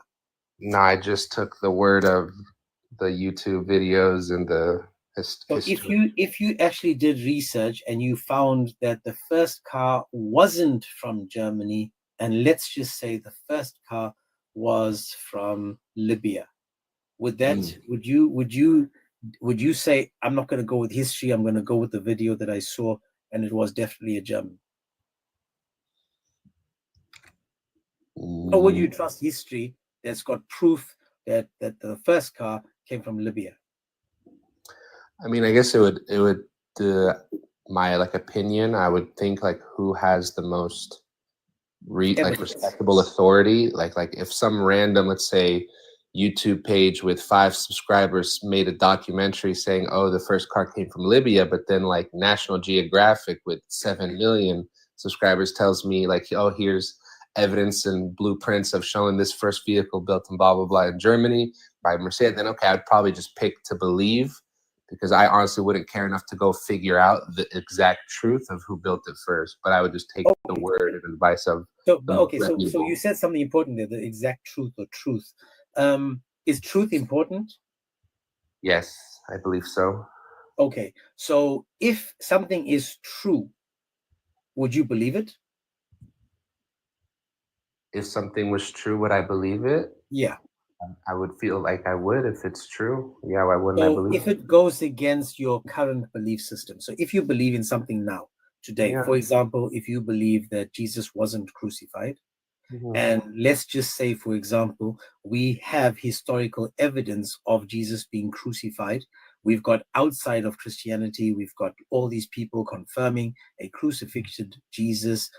And if it's proven that they have enough evidence for it to be true, but you are a Muslim and Islam tells you he wasn't crucified, would you look and say, well, hang on a second, we can't deny the truth? Or would you say, I'm a Muslim, it didn't happen, doesn't matter what evidence you have? No, if there's compelling evidence, then yeah, it would cause me to question my beliefs. Is this the specific thing you're asking my question on, about the evidence of the crucifixion? No, not at all, not at all. I'm just trying to establish whether you are actually honest about yourself and truth. Because again, if you said, I want to believe in truth, then we must be able to say, well, okay, if you believe in truth, then what is the truth? Now, for example, this topic is an interesting topic because I'm trying to, I do these lives for 3 days, same topic 3 days, and Muslims, it's again says Muslims request, because I want to see what Muslims are taught and what evidence they have. But it seems that 90% of all the Muslim claims not just this topic, Muslims have no evidence for much of what they say. So I picked the easiest one, the Kaaba. And so far in 3 days, I will tell you so far what I've been told. I was told angels built the Kaaba. I was told Adam and the angels built the Kaaba. I was told Adam built the Kaaba. I was told Abraham and Ishmael built the Kaaba. I was told people built the Kaaba. I was told pagan built the Kaaba. I was told we don't know who built the Kaaba. So the Kaaba is one of the 5 pillars of Islam. It's important for Islam. You guys are making a mission to go to Mecca if you can. So isn't it important to find out, well, who built it and why was it built? Yeah.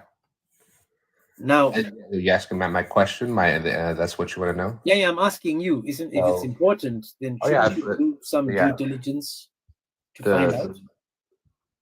The knowledge of like who built it from an Islamic perspective, and some of the answers that you gave, both of them can be read at the same time. Like originally, that location, that building was supposed to be the first building that Adam built himself during that time, and then over time it got destroyed, and then it was rebuilt by the Prophet Ibrahim and his son Ishmael.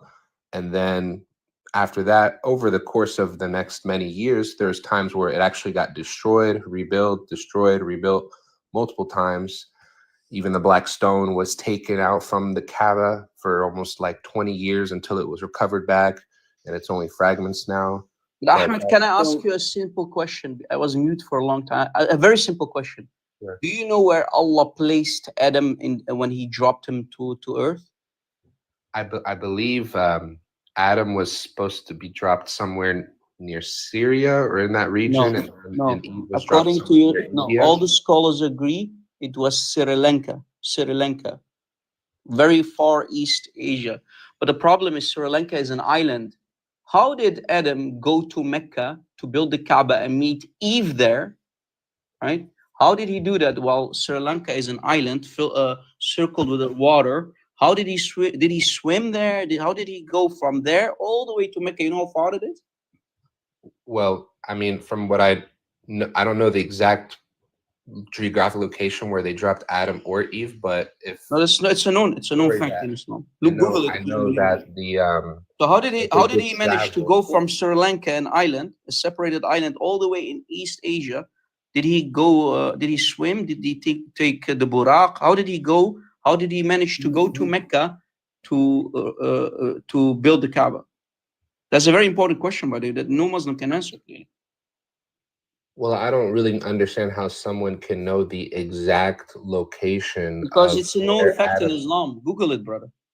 But okay, so you don't know that, but this is just another thing, right? So all the things that you said to me earlier about all these people and things that's supposed to have built the Kaaba, again, as I said before, you have no evidence for any of that, correct? There's no evidence, there's no Buddhist, historically outside of Islam, where you've got, for example, the Jews confirming that Adam built a Kaaba, that the Jews, because again, most of your belief system comes from the Torah when it comes to the prophets of the Old Testament. Nowhere outside of Islam do we find, nowhere, what you just said, right? It's only in Islam that Adam gets dropped from paradise, put on an island of Sri Lanka, makes his way to find Eve. She's in the middle of a desert somewhere, no GPS or any navigational skills. He finds her, he goes there, and then he builds a Kaaba. Now, my brother, this is what I'm saying. Outside of Islam, we've got no evidence for it. The only evidence that we do have that's like written down in evidence is that the Kaaba was built around the 4th and the 5th century. This is what we have as evidence. Now, all I'm asking again, if you have any evidence, please tell me, where do I go? Because I promise you, if you do your dawah now, people are going to go, oh, okay, now we finally got an answer, because for 3 days now, people have said things with zero backup. I'm just asking my man Ahmed, if you can make it make sense, dude. For example, if Adam built it first, right? What did he build it for, and who was supposed to go there? So from the story of like the prophet of Ad. And I want the brother Wait, Rob. to listen to Mufti Menk. You will agree that it's Sri Lanka. Rob, People you are can't saying hear you, bro. that you're lying No, I on swear. This is Mufti Menk. Rob, Mufti Menk we will can't hear admit you. that Adam was landed in Sri Lanka. Why? Continent. Precisely. He came down in what is known as the Indo-Pak subcontinent. Precisely Sri Lanka. There is a mount there known as Adam's Peak. Adam's Peak. If you go named Okay, so again, Adam Ahmed, landed all in we're Sri saying Lanka, to you guys. is, Yes, all we're Sri saying Lanka to is you an is, right? island Rob, surrounded by water. Rob, How did Rob, Adam we got that. manage 1 second. to go from Sri Lanka all the way to Mecca, meet Eve, and build the Kaaba? Okay, let's try again now, Ahmed. Not even humanly possible. Rob, I can't hear you, bro. You got a bad mic. Your mic is bad.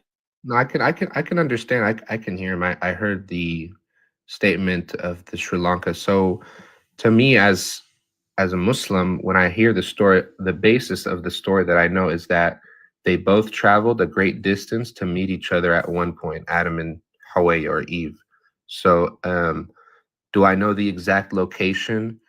No, but do some people But say again, that to me is really not important. That I don't really care about that. It's not important to me. that's why to me I don't know why it matters. But yeah, again, it should how matter. can someone? I'm sorry if you wanted me to say, how can someone cross from Malaysia and it's an island, or I'm sorry, Sri Lanka and it's an island? I do remember that the people of Adam and Eve, they weren't like regular sized humans. They were like extremely tall, like way large, like they're almost like giant. He was jumping, right? He was jumping, right? He jumped over the water. I don't know exactly jumping, but it wasn't something that would probably be. Yeah, listen, this is not my question. I really don't care about this question. I really don't give a shit about this question now. Getting annoyed. My point is that we got no evidence for that either. This is what Muslims claim, but again, you guys can't back up a claim.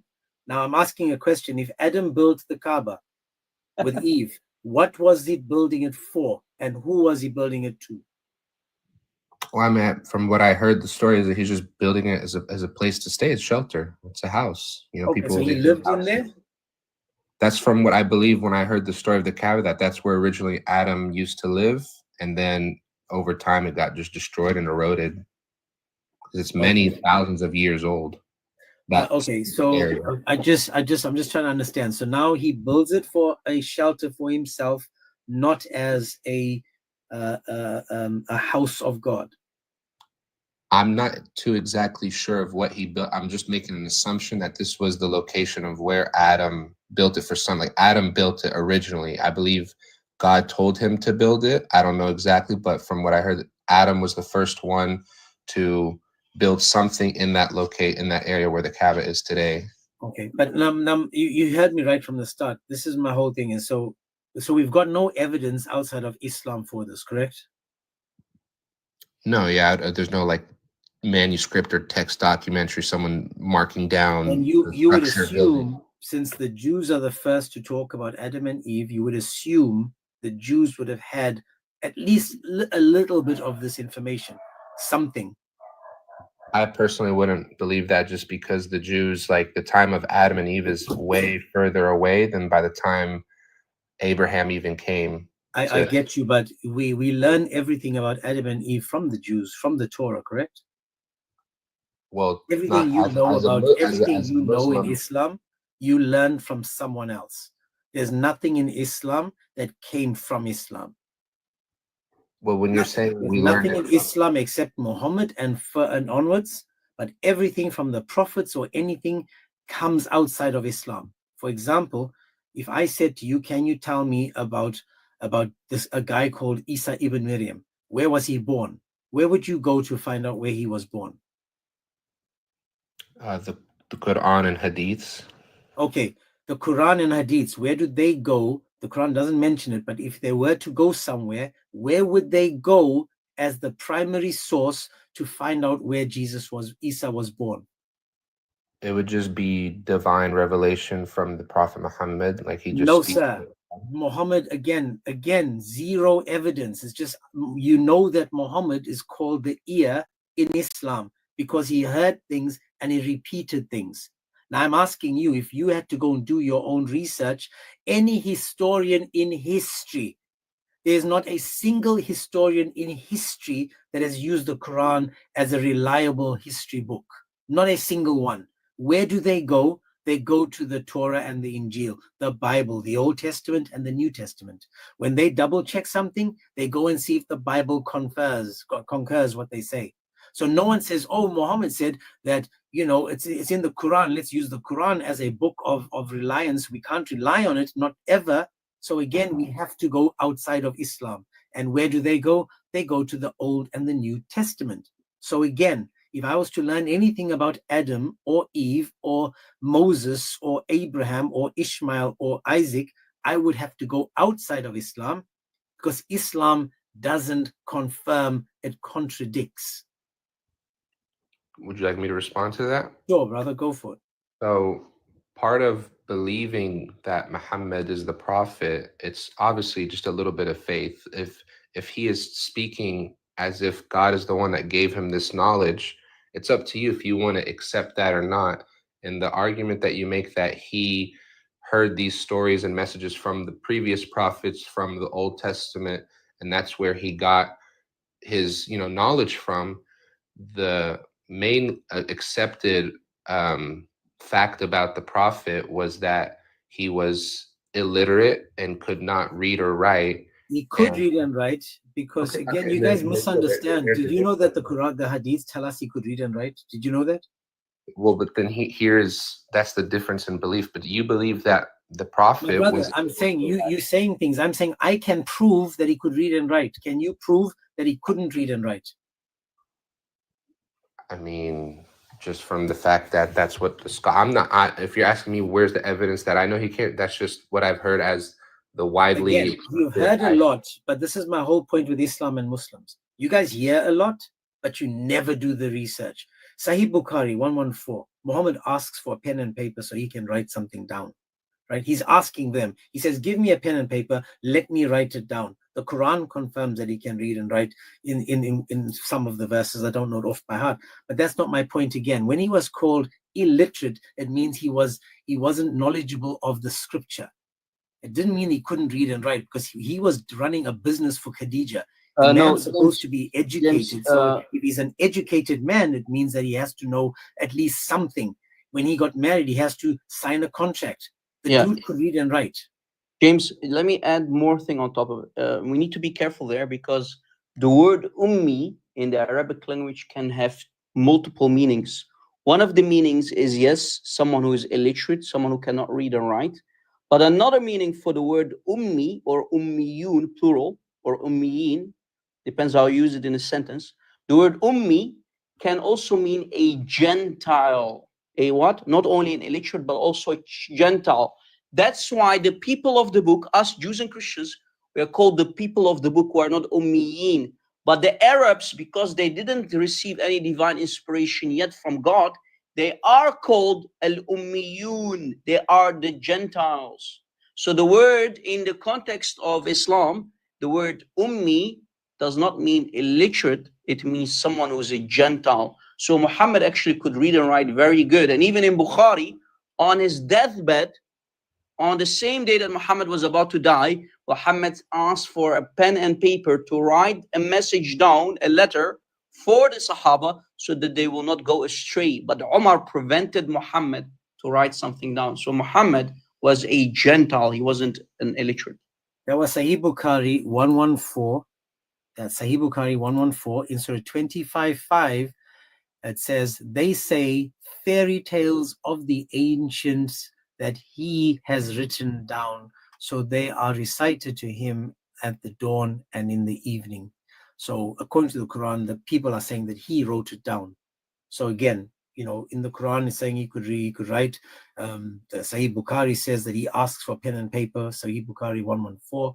There's more. I mean, there's many other verses that confirm that he could read and write. But again, this is again in Sahih Muslim 1637b, Sahih Bukhari 2940, 2941, Sunan An-Nasai 24250, Sunan An-Nasai 4855.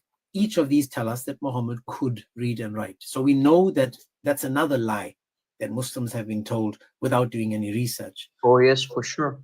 The problem is most Muslims on this planet, and they are more than 80%, around 90% of all Muslims on this planet, they don't speak Arabic, and particularly the Pakistanis, the Afghanistanis, all of these Muslims on this planet who don't speak one word Arabic, they don't know that the word ummi does not only mean illiterate, but it can also mean a Gentile, someone who did not receive a book yet, nor divine inspiration yet. And that's why the Arabs, not because they cannot read and write, they could read and write. They wrote poetry before Muhammad. We know that. How was the Quran written? Not by Arabs, supposedly by Arabs, right? By the Sahaba and the Tabi'een. So yes, they could read and write, but they were simply Gentile like their Prophet Muhammad. They just didn't know scripture, brother.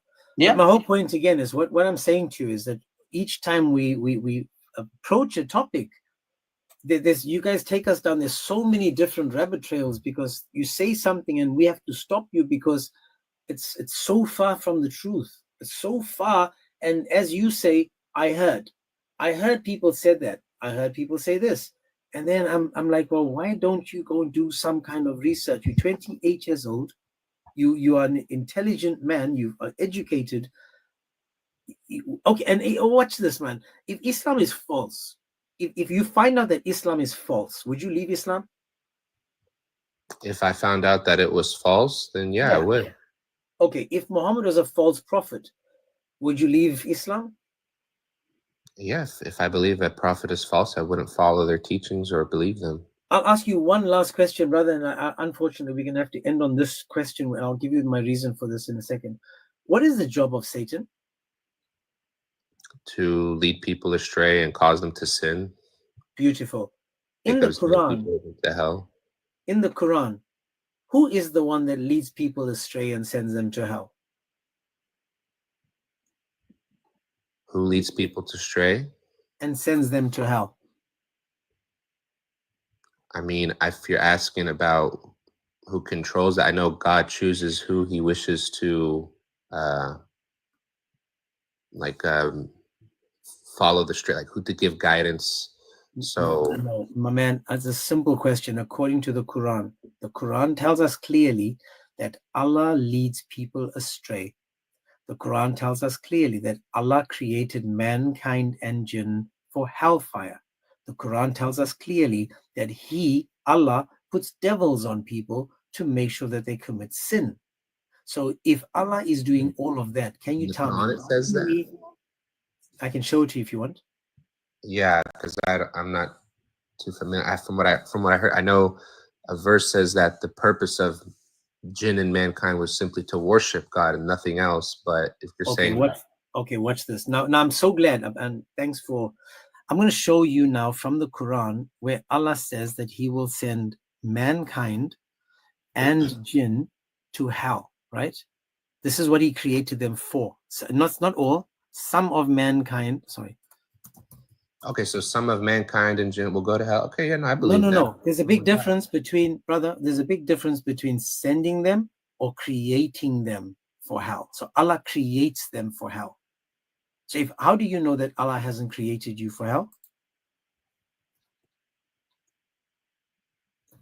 I mean, I don't know. I don't know. I'm going to show it to you, and then I'm going to show you. No Muslim knows if, or anyone knows if they're going to go to heaven or hell. Exactly, my man. Exactly. Let me take you to the verse. 189. Indeed. Oh, hang on a second. Sorry. Why didn't I find the verse? 32:13. 32:13. 1 second. That's in 32:13. If I'm not mistaken. 32. I got too many verses in my mind, man. Okay, there we go. 32:13. You can check it yourself.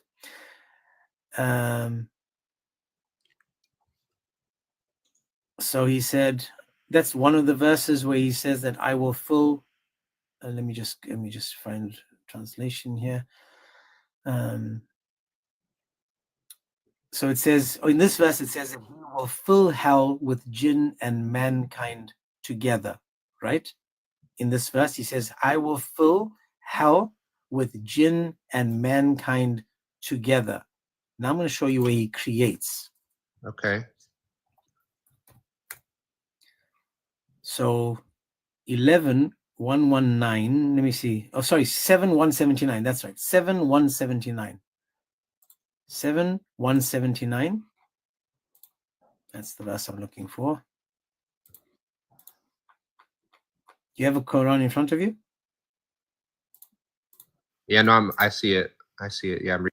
Okay, so he says that we have created for hell many of the jinn and mankind, correct? No, that's not what I'm reading is.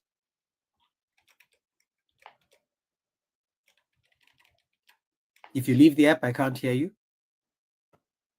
So it says in the beginning, it says we have destined many jinn and mankind in hell.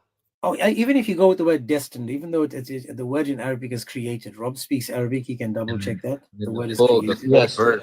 Khalaq, The khalaq Allah. full verse. If you leave the app, brother, I can't hear you, Ahmed. What's the verse that you're talking about, James? I missed it. 7:179. Okay. It says they do not have hearts that understand with what the.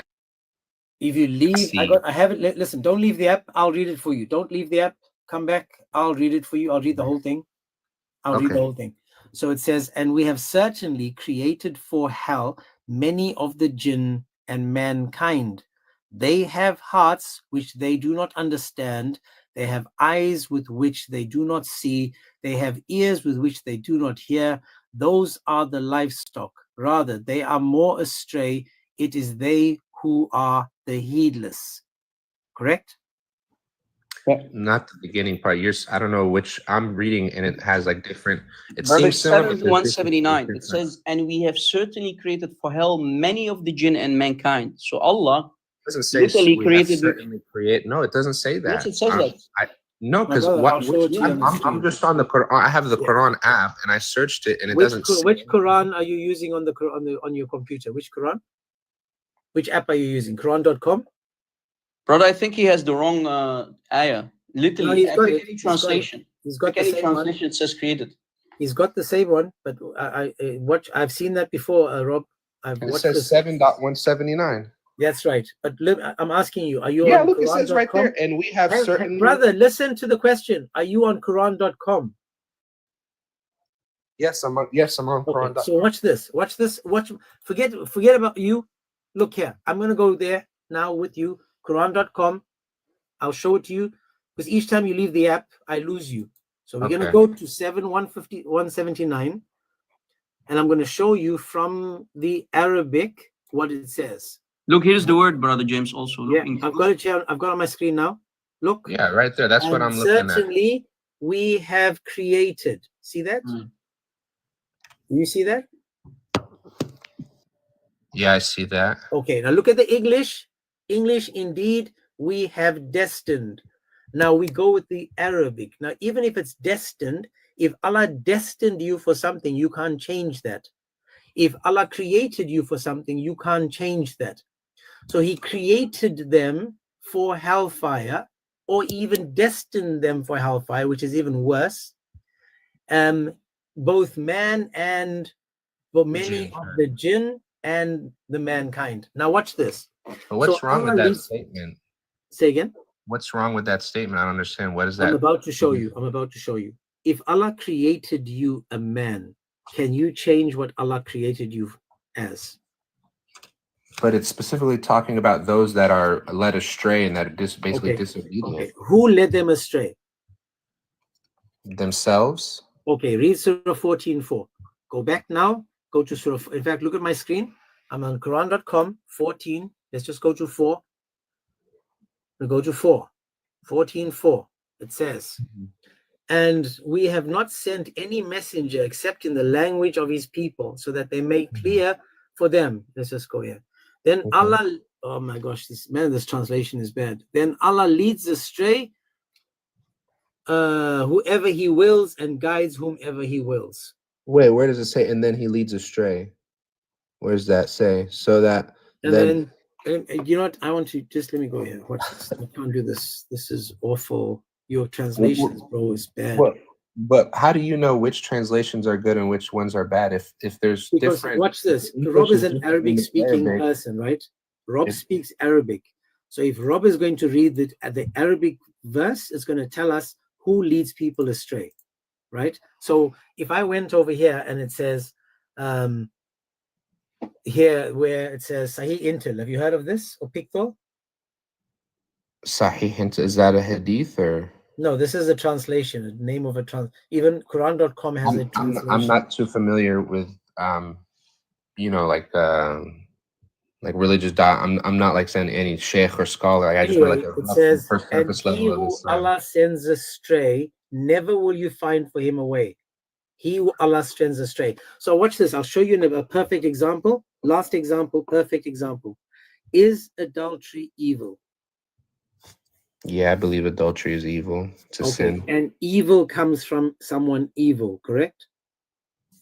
Evil comes from someone evil. Or does evil come from God? Honestly, I don't know how to answer that question. I mean, I know Where people does have evil their come own from? free choice to do things from their own desires. I would assume people make the choice whether or not to do a sin or not commit a sin.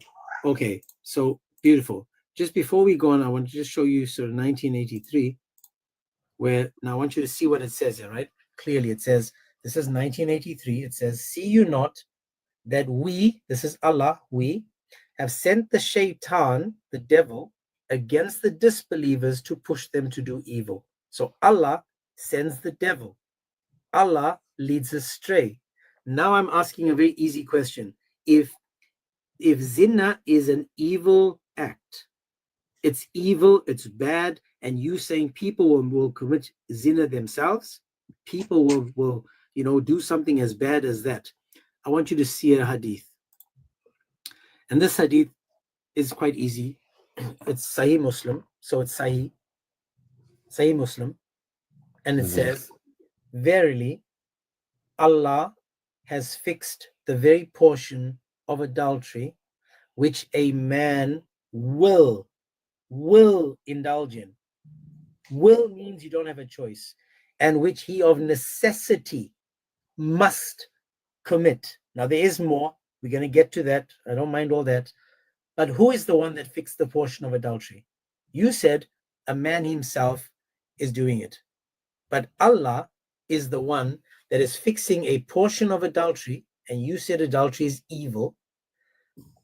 So Allah is making you do something evil. Can you tell everybody what is the punishment of zina?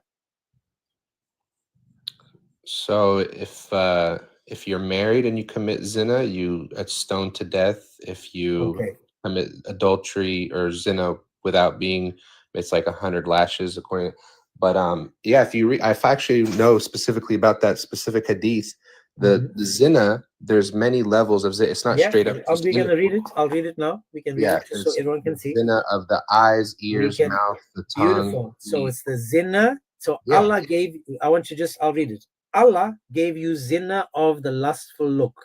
Yeah. Allah gave you the adultery of the tongue. and Yes. it's lascivious speech. Allah said that the heart desires and yearns, which the parts may or may not be put into effect.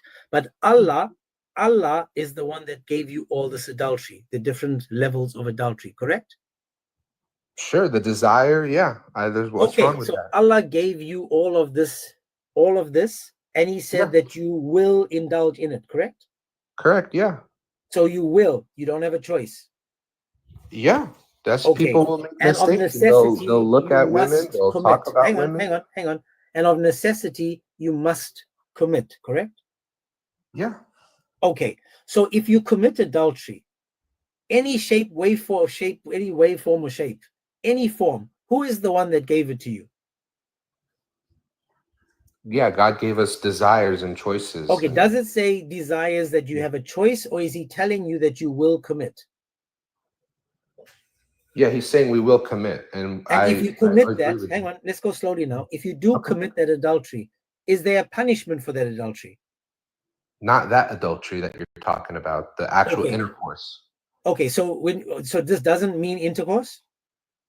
No, zina So is hang not on a second, watch this. If I can find you where it says zina, so watch this. Allah has written the very portion of zina which a man will indulge in. Is zina adultery? This very portion of zina, and it's specifying the zina of the tongue, like just even Okay. talking about like, oh man, that woman is so hot. That is a form of zina of the tongue.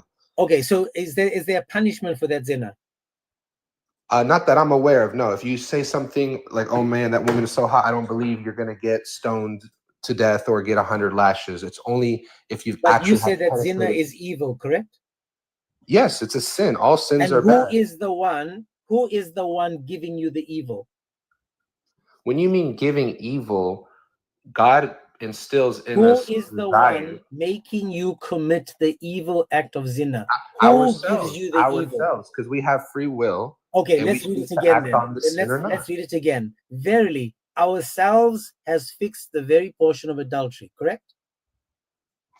Yes, ourselves. Okay, so we are Allah. No, we're not Allah. So let's try again. Verily, ourselves has fixed the very portion of adultery, correct? Can you go back to the front of it? It said Allah has fixed. So then it's Allah has fixed. Allah has fixed So the very. adultery is evil. Allah gives you a portion of evil which a person will indulge in. When you say adultery is Wouldn't evil, this that's be a easier deceptive to thing. understand if this was shaitan? If I said, verily, shaitan has fixed a portion of adultery, because shaitan will give you something evil, correct? Shaitan will try and deceive you and tempt you. Okay, beautiful. and So it's incite shaitan you. that will deceive you into committing adultery. But you have to also understand that you have your own free will. I mean, you will be tempted. Allah says that you Ahmed, will indulge in it. there is If no Allah free will in says Islam. you will indulge in. You will indulge in. James, Do you I have a want to choice? say to him, Imam Malik, he was very honest. Imam Malik, the founding father of the Maliki madhab, he said there is no free will. If you believe in free will, exactly. And remember when he was in Medina, he was the only mufta, no other mufti would issue fatwas. He was the only mufti at that time. He said, if anyone believes in free will, he must get the sword. Sword on his, yeah. So anyway, guys, in free will. Anyway, I've been on for a good few hours now. I need to, as I said, I needed 2 hours. Yeah, got to go. Let me just read a couple of super chats before I go. Did you know the Quran has 3 words? Did you know Quran has 3 words? This is from Patriotic. It means it is a miracle, Sajid. We have multiple ways to say the same thing in English too. So it's holy too, I guess. Lucas Johansson says this. He says, do you ever use irrefutable scientific errors that prove Islam to be false? 100% we can use scientific errors. Everybody knows that a child is not a skeleton ever in the mother's womb. Never, ever, ever would you do an ultrasound and see that a child is a skeleton in the mother's womb. That's another lie in Islam. I'll show you a picture. There we go. So if you look at this embryology over here on the left, it's science. This is the left. You can see the embryo until it's a baby. On the right, this is Islam. Becomes a blood clot, then a clinging clot, then bones with the body of the fetus, then the bones develop, and then the bones develop, and then the flesh comes and covers the bones. See that? That's stupid. Stupid. You have to be a numbskull. You have to be really thick to believe that. This is from Soldier of Christ. I dare the Muslim clown to be consistent and say what the secular historian says, that the gospel is anonymous, is wrong. Or is he going to cherry pick? I think I read that one. But again, guys, we can see that, you know, Islam science doesn't really make sense. I'm going to change the topic again on Monday. Maybe I'll start tomorrow and give them the long weekend, because I'm not going to go live on weekends. Guys, I just want you guys to notice this. 3 days, 72 hours. We've asked the same question. 72 hours. I've said to the Muslims that have come up, since they can't find the answers, to please come back and prove, you know, come back, prove it, come back. You tried day one, you failed. Come back second day, come back on the third day, and we're at the end of day 3. Today I've been on for another 4 hours, and I can tell you that after 4 hours, again, Muslims have proven that they know nothing about Islam. They can't, it's a religion that really is based on nothing. I've said this before. If you guys ever want to send me a message about the topics you'd like us to talk about, you know, we can talk about scientific miracles of the Quran. We can start with, does the sun set in muddy water? The thing is, when we have these kinds of topics, Muslims are so inconsistent, they'll tell us it's a metaphor. Even though Muhammad himself doesn't say it's a metaphor, they will call it a metaphor. We can talk about women having breasticles, you know, sperm in their chests. We can talk about women, you know, oozing yellow goo because they don't have STDs. We can talk about a lot of stuff. But again, Muslims got nothing. They will talk about an expanding earth. The Bible spoke about it before the Quran. They will talk, you know, we can ask, what are shooting stars? They're going to say it's missiles. Allah was throwing missiles at the devil. Now watch this, guys. I'll show you an easy refutation. If Allah is using shooting stars as its breasticles, we women have breasticles. In Islam, we are told in Islam that Allah is using, you know, these shooting stars to knock down the jinns when they eavesdrop. But notice this, before I end this live, I want to say this. Notice this.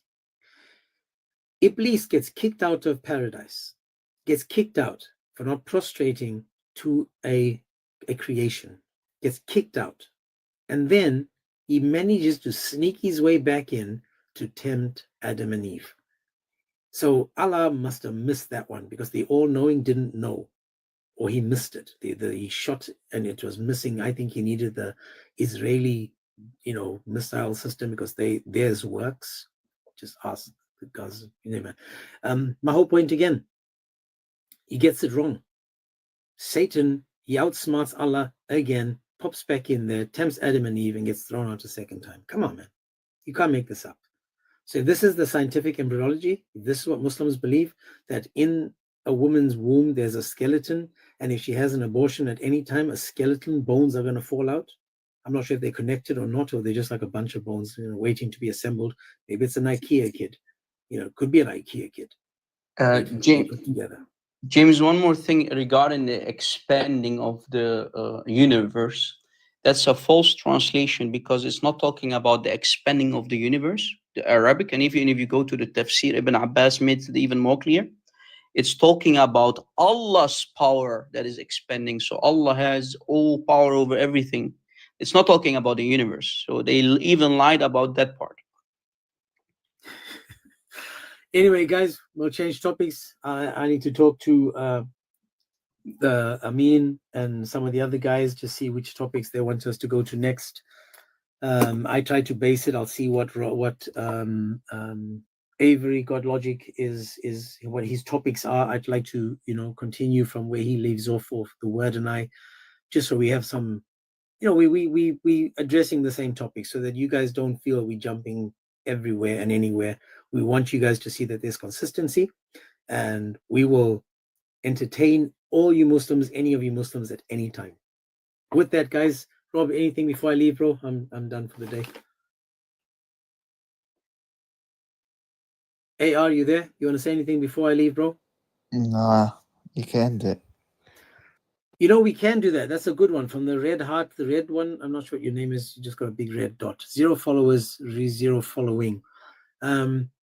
Women, how they dressed before and after. That would be interesting to see. For example, in Yemen, what was the national dress in Yemen?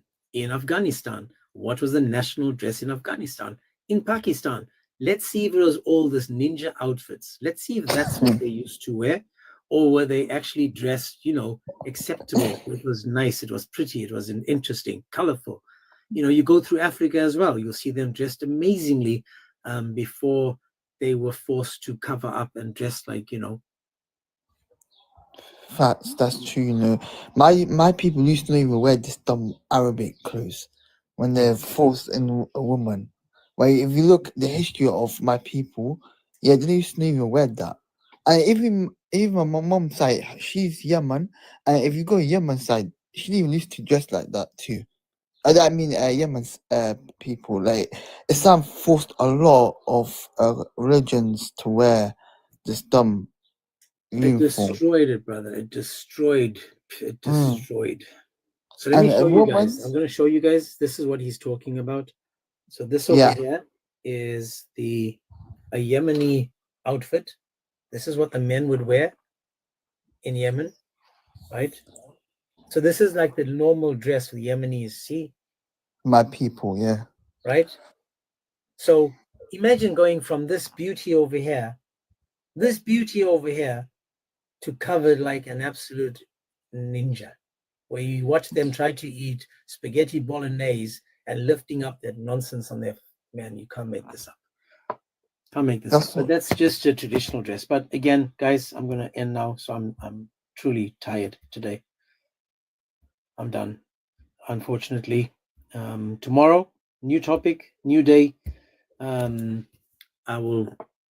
get back to you guys on that. Keep me in your prayers, guys. Keep Rob and AR in your prayers. Remember, the only way to know truth is to seek. You can't expect the truth to just come find you. As always, humble yourselves, remove the hate, the ego, the pride.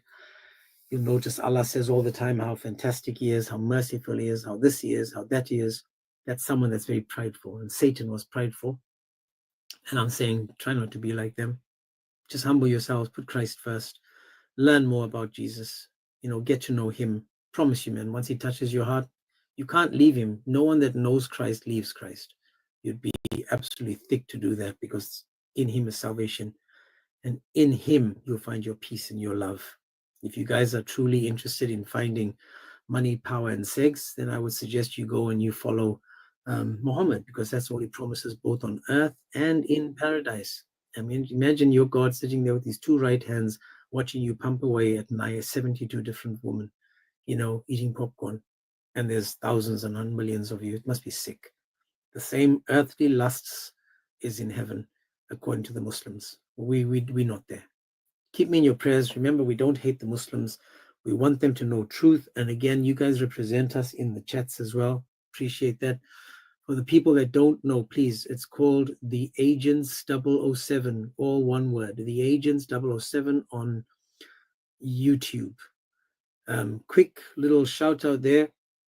I saw that my account was searched for 49% more than other extremely popular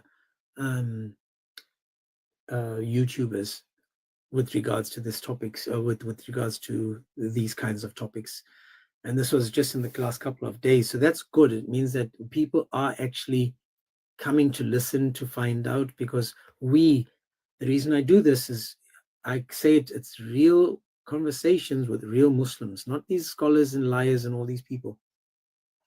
We're trying to bring up average people to show you how little they actually know about their religion. And you've seen today, no one can give us a concrete answer on who built this. We're waiting. Every question we've asked, we're waiting. Anyway, guys, God bless each and every single one of you, and take care.